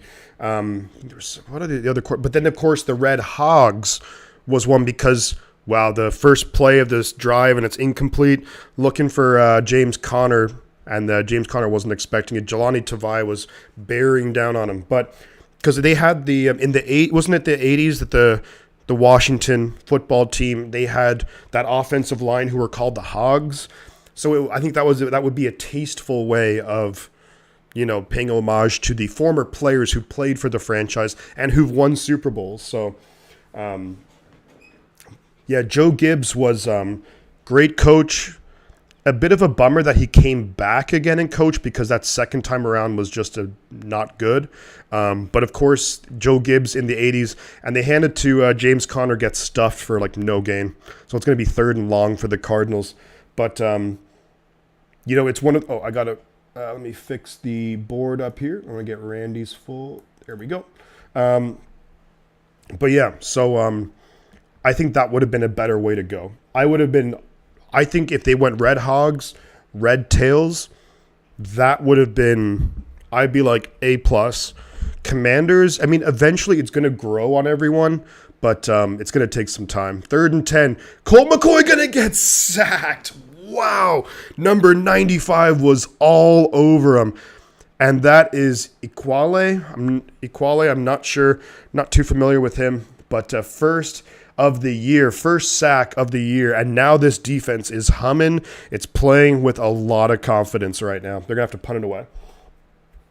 What a boring game, says Turbo Duran. Hence why we're getting into discussions about other things. The NFL is rigged. I don't know about that, man. I don't think all these teams and all these players and coaches could keep that hidden under wraps. Someone would have spoken out about it. Punt is away, taken by Marcus Jones, and they're going to have really good field position. They're up to their own 49. Not the best punt by Andy Lee, that's for sure. No, I'm going to respectfully disagree. The NFL is very sick. Sick, man. Washington Sentinels would have been interesting, I think. Definitely worth considering, 7 subs away from hitting the target of 1150. Let's go. It's not rigged, it's just sick. No good, no Sentinels. So yeah, that's my thoughts on the Washington football team. But I mean, yeah, the Commanders is not a great name, and I definitely haven't been a huge fan of it. But I mean, there's some names where now it's going to take about 5 years before it just becomes like, oh, the Commanders. Like, I think about it with basketball, right? So you think about first off, when it was the Oklahoma City Thunder, when they went from the Seattle Supersonics to the Oklahoma City Thunder, people were like, the Thunder, that's an awful name. Even though it's somewhat relative to the area of Oklahoma, but it's still awful. Like, people were like, oh, what a terrible name. But then you're like, oh, the Oklahoma City Thunder. It grows on you. Then you think back about the New Orleans Pelicans, and I'm still iffy on that one.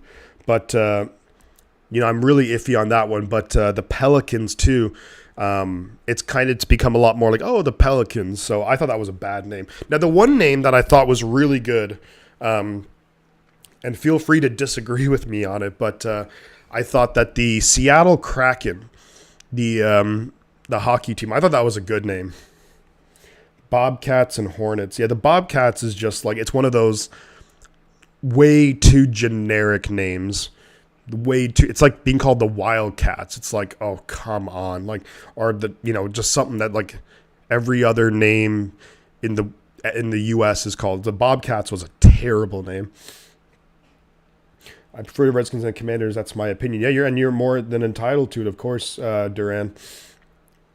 The Commanders are starting to work. Just don't think it was ever needed. I thought the football team was interesting, but I would have said Red Tails or Red Hogs. That would have been me. The Washington Honey Drippers.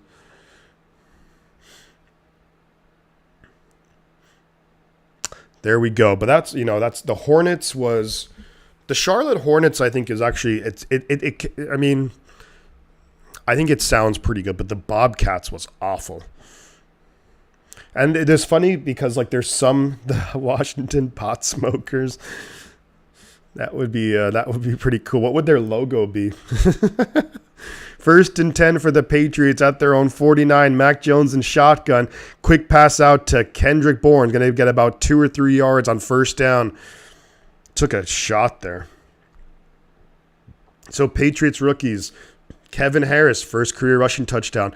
Pierre Strong Jr., first career rushing touchdown. Marcus Jones, first career interceptions. Good stuff. Patriots rookies playing pretty well tonight. So you're a 49er fan and you're hosting a Monday night game. That's pretty cool. Yeah. I'm a big 49er fan. You should check out Duran. You should check out the 49er games that I do because yesterday we had welcome to the stream, man. Wow, Mac Jones is way back. He's somehow dancing out of trouble. Throws it away. Caught by Kendrick Bourne. Picks up about 6 yards. There's a flag on the field, and you have to think this is going to be holding on the offense somewhere. And it is. It's going to be, well, is it wait, what's the call? I missed it. Ineligible downfield. Trent Brown, former 49er. Yeah, but you should be here for the 49er games because we'll get like 100, 200 people in here, and it's really, really fun. So welcome to the stream. I like the Hornets colors. Yeah, they are really nice. The Charlotte Hornets. And it's funny because some of the names that franchises have that don't really make sense, especially for where they are, but they're just so iconic, is like the Utah Jazz. Like the Utah, Salt Lake City is probably the city with the least amount of jazz music ever. 2nd and 12. Mac Jones, quick throw to Kendrick Bourne. Gets about 5 or 6 yards. Kendrick Bourne fighting for these yards. Decent game. Then you have the LA Lakers, who were initially from Minneapolis because all the Great Lakes around there. LA, the only lakes they have are going to be something that was manufactured by the state. But of course, it's absolutely iconic.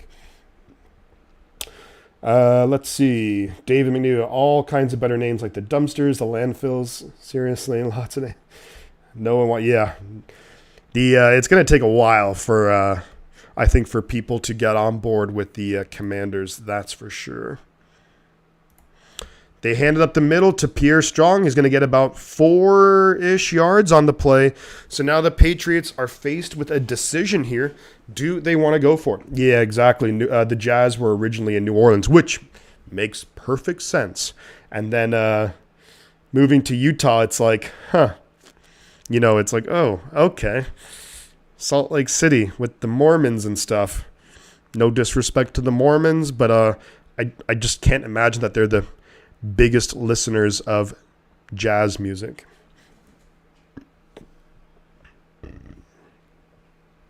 Let's see. Turbo says, I'm a Raiders fan, so I hope we are cool about that. Nothing but respect on my side. Yeah, I got no problem with the Raiders at all. I kind of feel, what a punt! Was his foot? I think his foot was on the line. It's going to be a touchback. They were so close to having pinned back the Cardinals at just this much away, and his foot is on the line. Damn, so it's going to be a touchback. So Cardinals have the ball at the 20. Well, there's no dancing. The Raiders, I just kind of feel, because the Raiders have played some really close games this year, but they cannot close out any damn games. That's for sure. You almost feel bad sometimes for guys like Derek Carr, because it's like, they try so hard, but they just lose a lot. But hey, look, I think the Raiders, I thought they were going to be better than they were this year, but if a couple of plays goes a little bit different, the Raiders almost beat the Chiefs. The Raiders should have beat the Rams on Thursday night. Their season could have been a lot more differently. Yeah, the Cowgirls, freaking Dallas. I mean, I respect, if people come in and they're respectful, hey, I totally respect them back. Yeah, the Cowboys, the Seahawks. Good friend, a Raiders fan. Kills me to see him miserable. Yeah.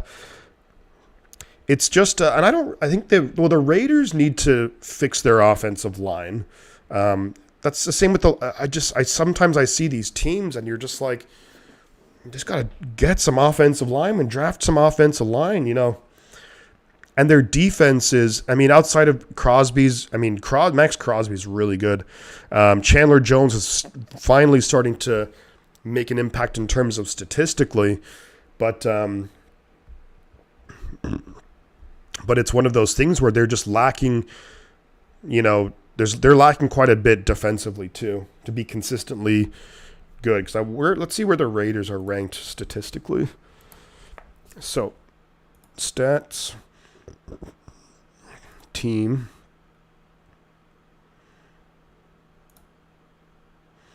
Okay, so the Raiders, 3, 6. So they're bottom 10 in terms of defense yards per game.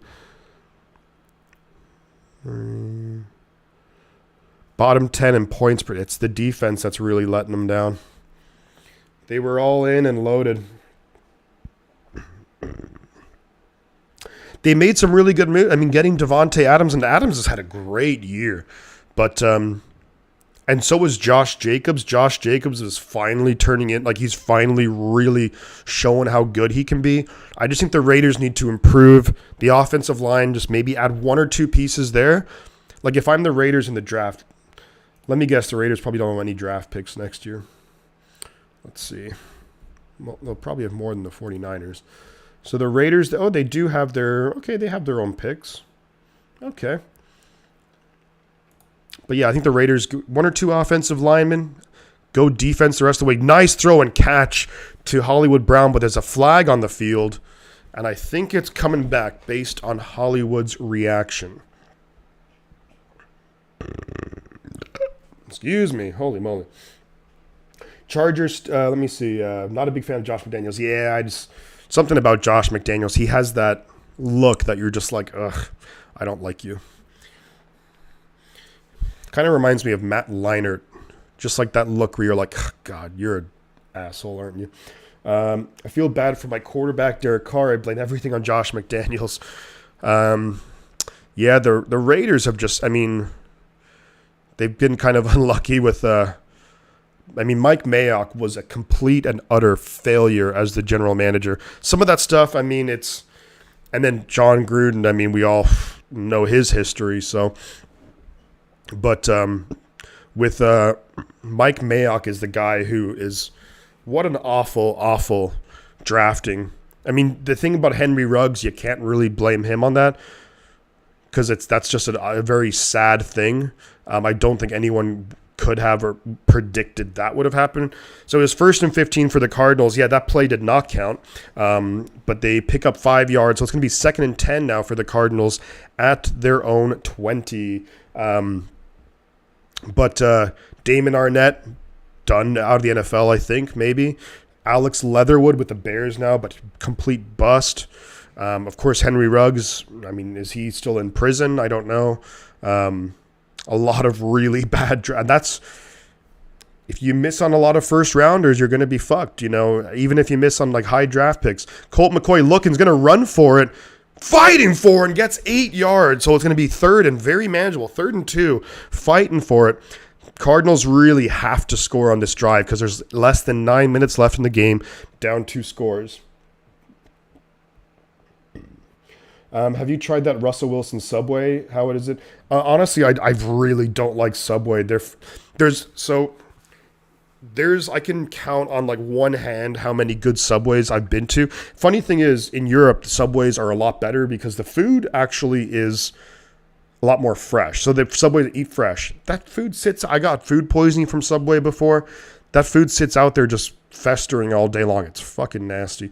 Colt McCoy throws it incomplete, but that's going to be it's a pass interference, I think, against the Patriots. So that'll get him a new set of downs. Yeah, Subway is not good. And yeah, they gave me food poisoning before. There was like 2 or 3 days I was throwing up just because of Subway. But there's a couple here that I've been to which have been pretty good. But the European ones, if you're ever in Europe, yeah, Randy knows, Subway in Europe is actually really good. So I think what people over in the U.S., when people talk about like Jersey Mike's and that kind of thing, they're like, oh, it's actually a good sandwich. That's how Subway is in Europe. But I hope Russell Wilson's Subway doesn't taste like his play, because that would just be bread, a piece of shit, and then more bread on top of it. Colt McCoy throws it over, and it's going to be dropped by Trey McBride.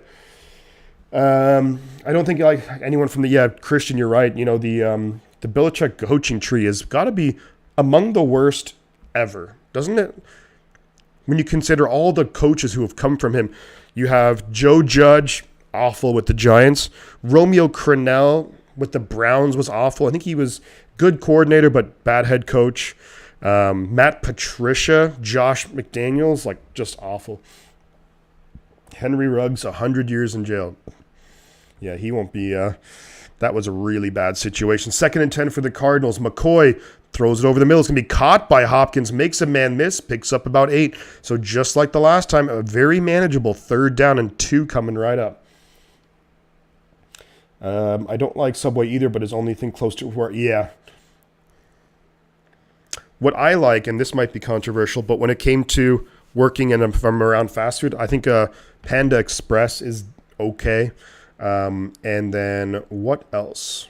Chipotle is okay. Okay, I'm saying it's okay. Not great. So 3rd and 3, throwing it incomplete, looking for Hollywood Brown. And I think you have to go for it on 4th down here. 7:22 left in the game. You're down 2 touchdowns. Got to go for it.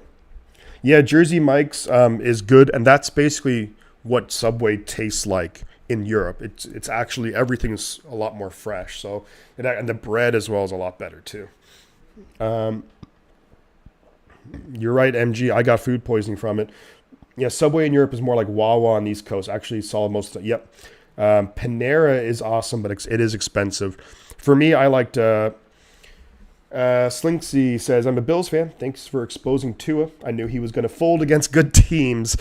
Oh, McCoy is running. He's going to try and get it. There's a flag on the play. He does get it. McCoy's breaking tackles and gets the 1st down. There is a flag on the play, but how did he get that 1st down? Unbelievable. How did he survive that hit? Offside against the defense. Penalty is declined. 1st down, Arizona. Yeah, Tua. Well, here's the thing, and I'll be honest with you, Slinksy. Tua, especially statistically, didn't play great against the 49ers. Tua looked really rattled, like as if he came into the game. How did he break that tackle? Did Colt McCoy? Unreal. But Tua just looked really rattled the whole game. I thought in terms of offensive, he was off on a lot of throws. But they had guys open, but they were just so freaking rattled. He was so rattled that he just couldn't hit even. They had some guys open, but couldn't do it, Let's see. But yeah, Bills fan. Awesome. Good stuff, man. Bills are among like the best teams, of course. They're really fun to watch too, because even though Josh Allen has some moments where he's not great, where he's like some questionable throws, but like then every quarterback does. So we're at 11:44, by the way. Thank you to the new subscriber. Appreciate you. Thank you very much. Let me see. I'm going to take a McDaniel's double quarter pounder, a McDonald's double quarter pounder with cheese plain, no slop on my burger. Everything going up, food, everything, yeah. Isn't it crazy that you go to McDonald's, right? You go and you want like a quarter pounder with cheese meal, maybe like a medium, and you pay, here in California, in the Bay Area, you pay like $11 for it now. You're like, okay. 1st and 10 for the Cardinals at the Patriots 48. Fakes the handoff, and he's going to be sacked. Matthew Judon just doing the Judon, and man, he's a really good player. Gets the sack. They lose about 10 yards easy on that play. Oof, awful. Free rush. How do you let Judon just free rush to your quarterback? Whatever play call that was, or whatever blocking you dialed up for that, never do that again. They lost 13 yards, 2nd and 23. Colt McCoy, quick pass to Hopkins. Hopkins is going to get maybe 10 yards, so at least you give yourself kind of a shot on this 3rd down. Plus, you're in 4-down territory. Matthew Judon is tied now with Nick Bosa for the most sacks in the NFL with 14.5. He's had 1.5 sacks tonight. 2 McDouble playing pretty good. Okay, so I'm going to give you guys, if you don't know it, I'll give you guys a little tip if you go to McDonald's. We'll give you the tip right after this play. 3rd and 13. McCoy in shotgun, looking to throw. Pump fakes, rolling out to his right, throws it. It's going to be caught by A.J. Green. There's a flag on the field now. Maybe he had stood out of bounds and then caught it. Yeah, because the official has his hat off. So I think that usually means that you were. Yes, he was out of bounds. So, yeah, because the officials will take off their cap when there's a guy out of bounds. So that's actually illegal touching. So does that actually also mean that it's a loss of down too? Or are they just going to decline it?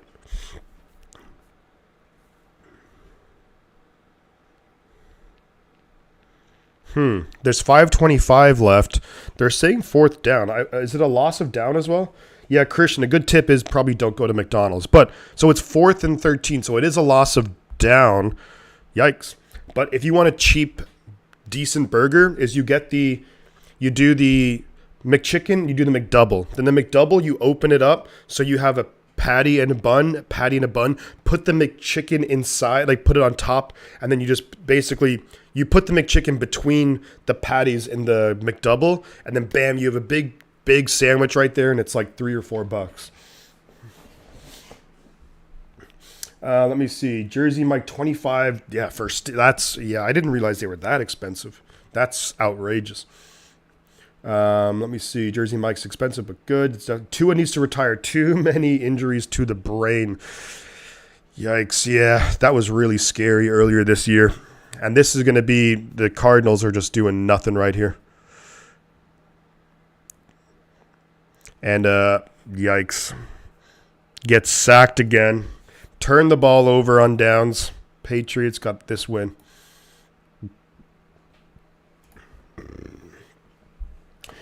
Turbo says McDonald's is nasty. The only thing I get from McDonald's is a Big Mac. Big Macs are pretty good.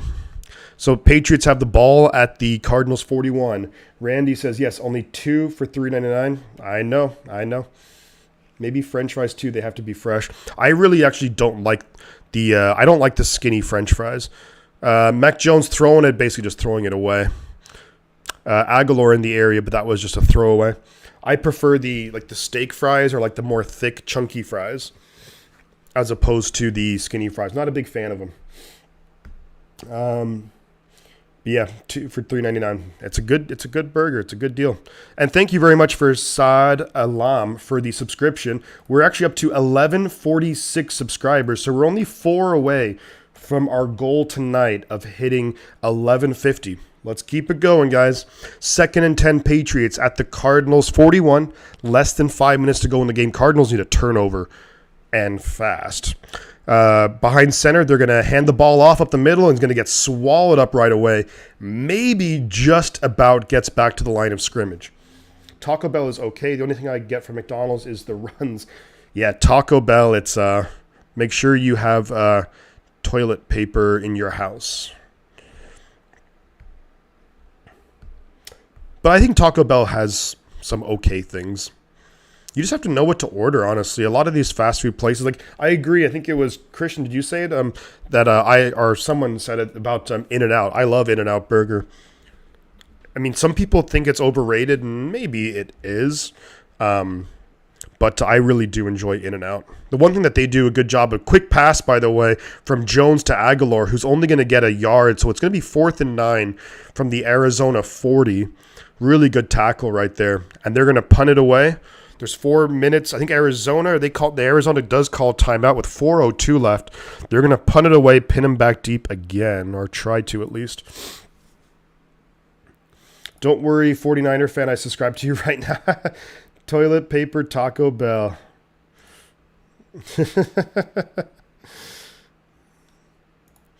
Excellent. We're only 4 away. Cheesy Gordita Crunch is good.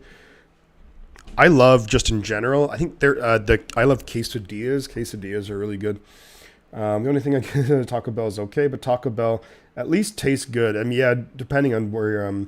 A buddy of mine used to be a manager, so in the Bay Area they have a lot of KFC Taco Bells, and he was a manager at one of those, and so I got to eat quite a bit of it for a good price. The punt is away. Matt Pilardi punts it, skies it, and it's going to be... Where's the ball? Where did the ball go? I didn't even see it. It's a touchback, but I didn't even see it. 11:46. Let's go.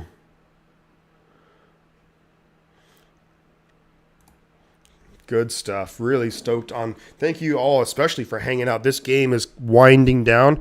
We'll see if Arizona can get anything going later on. 33 likes, so we hit Roger Craig likes. So awesome. Really thank you guys for all the support. Thanks for hanging out and chilling. Even though the game wasn't necessarily the best, most exciting game, we did get some big time plays. We also got a lot of cool topics in the chat too. Crunchwrap Supreme and Cheesy Gordita Crunch. Yeah. So 1st and 10 now for the Cardinals at the 20. Colt McCoy, quick pass to Robbie Anderson. Going to pick up about, did he stayed in bounds the whole way? Where did he actually go out of bounds? There's 3:49 left. The clock will run as soon as the ball gets placed. Or no, I think it doesn't. He got out of bounds. Does it not? It doesn't run, no, when it's less than 5 minutes left. Number 33, there we go. Stop, you guys you're already getting hungry. We're at 11:47 subscribers. 3 away. Let's go. 2nd and 5. Colt McCoy looking. Dumps it off. Going to be caught by Hopkins. Makes a man miss up to the 35. Is going to get out of bounds. 3:42 left in the game. Luckily, Taco Bell's open late. I'm going to have a can of healthy sardines. Some anchovies on your pizza. Get some anchovies. Well, Turbo Duran. Alfredo says, well. I'm guessing by the picture there, it looks like a Raider player. Want to get hungry? Yeah, homemade ribs. Oof, sounds good. 1st and 10 Cardinals at their 35. McCoy looking, throws it. Going to be caught by A.J. Green. I think this might be offensive pass interference. And it is. A.J. Green is not happy. A.J. Green, he was so good with Cincinnati. That's offensive pass interference. That's his second flag on A.J. I haven't seen the replay, but you could tell right away that I'm guessing he pushed off. And it's a 10-yard penalty, so it's going to be 1st and 20 now. Cardinals just can't get out of their own way. I'm going to have a lucky A.J. You're smart. No MSG, yeast extract, or natural flavor. Pizza with anchovies. Love it. Damn. Barbecue shredded pork. Oof. Man. I ate before I went live tonight, but that was like 3 hours ago. I've been live for... Wow, this game is pretty long, huh? But I'm not even that hungry, but I'm kind of starting to get there. I like pizza with fried egg. Never had that. 1st and 20. McCoy dumps it off. That's going to be to A.J. Green. Going to get about maybe 7 or 8 yards of that back. 3:31 left in the game. Arizona's got to... I mean, Patriots are just being like, yeah, bend, don't break. Patriots are like, hey, we're going to play back. You're going to chew up all the clock that's left. And good luck. You got to score 2 touchdowns. Never had pizza with fried egg before. Something to try. I do love fried eggs, so. 2nd and 13 now after the pickup of 7. Colt McCoy in shotgun dumps it over the middle. It's going to be to Hollywood Brown. Hollywood Brown's not going to get out of bounds. Picks up a decent amount of yards right there. Going to be a pickup of about 7. So it'll be 3rd and 6. You can put a fried egg on anything, basically, yeah. Had it in Rome, really interesting. I mean, I guess if the Italians are doing it, you know, they invented it after all. 3rd and 7, McCoy looking. Gonna get sacked by number 55. Is that Uche again? Uche, this guy's been really good. Yeah, Uche. Wow, is that his 3rd sack of the game? Unreal. If we're talking real food, not fast food, pan-seared ribeye. Oh, God, that sounds really good. Wasn't my idea, but really good. Had it in Rome. Yeah, give the Cardinals a can of sardines. They need something.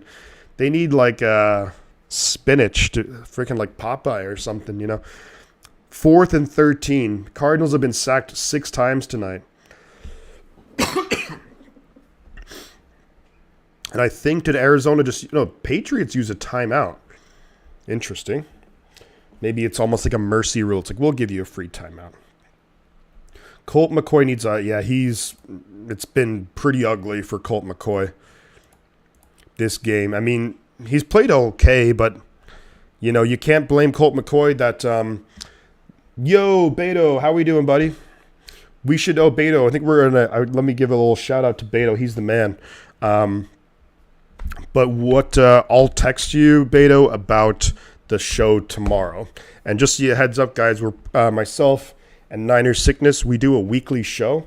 We're going to be trading off on whose channel we do it on, but it's going to be on my channel tomorrow. We're going to figure out a time, but stay tuned for that because myself and Beto, we're going to do a show tomorrow, live show. We're going to talk about of course, the Buccaneers game, and then we're going to talk and preview the Seahawks game. 4th and 13. This is the game here for Arizona. Colt McCoy is going to maybe get sacked again. You just got to throw it, dude. He's not going to get the first down, so it's going to be a turnover on downs. But why wouldn't you had a man there? You had a running back. Give him a shot at least. But update on Kyler Murray. I don't know if there is one.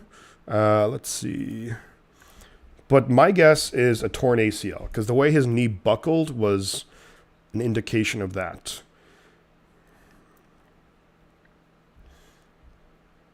Talk about the huge news, though, that Deebo Samuel will be back for the playoffs. I'm so happy about that.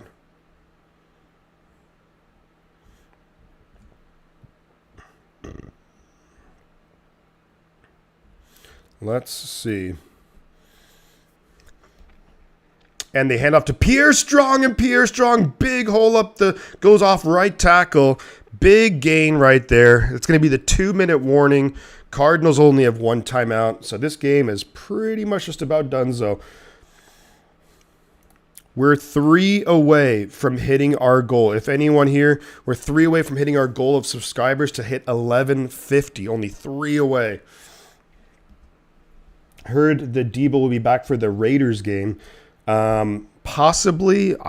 If I'm the Niners, I would probably, if he's, maybe you give him some snaps against the Cardinals in week 18, just to let him run out there a little bit. But other than that, I would say you really won't see much of Deebo until the playoffs.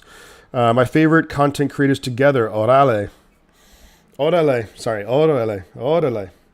As long as Marquise Brown doesn't make a TD. What the hell? As long as Marquise Brown doesn't make a TD, I win my fantasy. Good stuff, man. 72 is huge and still couldn't stop that pass rusher. Yeah. Sometimes it's even if you're a big guy, it's just all hand placement. Like Nick Bosa, incredible shape, but like there's offensive linemen who make Nick Bosa look small, but just like leverage, hand placement, and there's so much you can do to beat it. I think the Raiders game is too soon. Yeah, I would say maybe he gets some plays against the Cardinals. And then you just let him get some snaps in, and then you really unleash Deebo again in the playoffs. No Religion, thank you, Shifty. Another wonderful job tonight. Before anyone else leaves, I want to thank all of you for supporting me. Supporting Shifty, that is. Love all the chats. Didn't agree with everybody, but that's life. Excellent, man. Yeah, and again, I'm going to piggyback on that. It's thank you, everyone, for supporting the chat and supporting the channel with new subscribers, with all the likes, Christian with the super chat. Appreciate all that. It really means a lot. So thank you very much, everyone, for all the support. Greatly appreciated. All right. See ya, No Religion. But yeah, peace out, No Religion. Hopefully you can be back Thursday night, 5 o'clock, going live. 49ers, Seahawks, Thursday Night Football. Niners are going to be wearing their throwback white road jerseys, and they have a chance to clinch the NFC West with a win on Thursday. 33 people in here. We're at the 2-minute warning, so this game's going to be winding down. You have to think that maybe the Cardinals will call timeouts, but you have to think that they're just going to run out the clock are the Patriots. Patriots have the ball 1st and 10 at the Cardinals 18. It's going to be a vibe Thursday. Yeah, Randy, Thursday is going to be wild. 1st and 10, Mac Jones is going to kneel it. And I think the Cardinals will probably just let this wind down. The Cardinals fans went home. Yeah, it's very empty in that stadium right now, as you could expect, and it's all Patriots jerseys left. Shannon should replace Deebo's spot. Shannon should Shanahan should replace Debo's spot with McCaffrey and put in Mason Moore. I agree with that. I think that you'll see Christian. I think I would be very curious to see McCaffrey and Mason out there on the field at the same time. I think that would be really cool. There we go. They're just going to kneel it, and that's going to be it for the game. So the Patriots pick up a big win here, and the Patriots now move into a wild card spot. So they, just based on, I think it's division record, they have a better division record, but they're tied in terms of record with the Chargers and the Jets. The Jets have had back-to-back tough games. They played at Minnesota and at Buffalo. So yikes. Yikes, yikes, yikes. But yeah, I think the big news that's coming out of this game, as much as it's big news that the Patriots are going to win and they're now in the wild card spot, is the fact that the Cardinals, Kyler Murray, to me, it looked like a torn ACL perhaps for Murray, which is not good. There we go. No religion. Awesome, man. Yeah, tune in when you can, do your thing, work, make your money. But that would be rad. Definitely, if you can, stop in and say hi in the chat. And then Mac Jones is an elite pocket passer. I don't know if Mac Jones is elite at anything, but this game is now officially over. Mac Jones is a solid quarterback, But this game is over. The Patriots get the big win on Monday Night Football. They move into a wild card spot in the AFC. Next Monday night, it's the Rams against the Packers. That's going to be a crazy game. Brock Purdy is a better quarterback than Mac Jones, says Niners Sickness. Huh? I think Purdy's looked good so far. Just have to, hopefully he can maintain that level of play moving forward, because we definitely need him. Elite is not a word that I would use. Yes, I think Mac Jones is kind of like, he's a good quarterback, but don't know if he's that great. But I want to give everyone a huge shout out for chilling here. Monday Night Football. Big shout out to Christian too with the super chat. Big shout out to everyone who engaged in the chat. All the newer fans who came in, really rad. Really appreciate that. All the likes and the new subscribers and everything. Really fun time. So things coming up on the channel the next few days. We're going to I'll be doing a live show with Niners Sickness tomorrow. We're going to work out a time for that. Usually we do it around 2 o'clock. I'm going to also put out a power rankings video. I'm going to do my bottom 3 and my top 10. Then later in the week, we're going to do a couple of other shows. And, of course, Thursday night, 49ers Seahawks. That is going to be wild. It's going to be a lot of fun. Hopefully you guys can join me for that. Turbo Duran, bye, everyone. Have a good night. Bye, Niners Stream. Thank you very much, Turbo Duran. Thanks for hanging out, man. Always welcome here. Ready Daytona. There we go. Boom, boom. All right, guys. Appreciate all of you. Really fun time. The game was okay, but it was a lot more fun even just having you guys hanging out. So, Mac Jones, the Gunslinger, good night, everybody. Thank you very much. And I'm going to say 2 things before I head on out. The butt counts. I'm going to catch you guys on the flip side.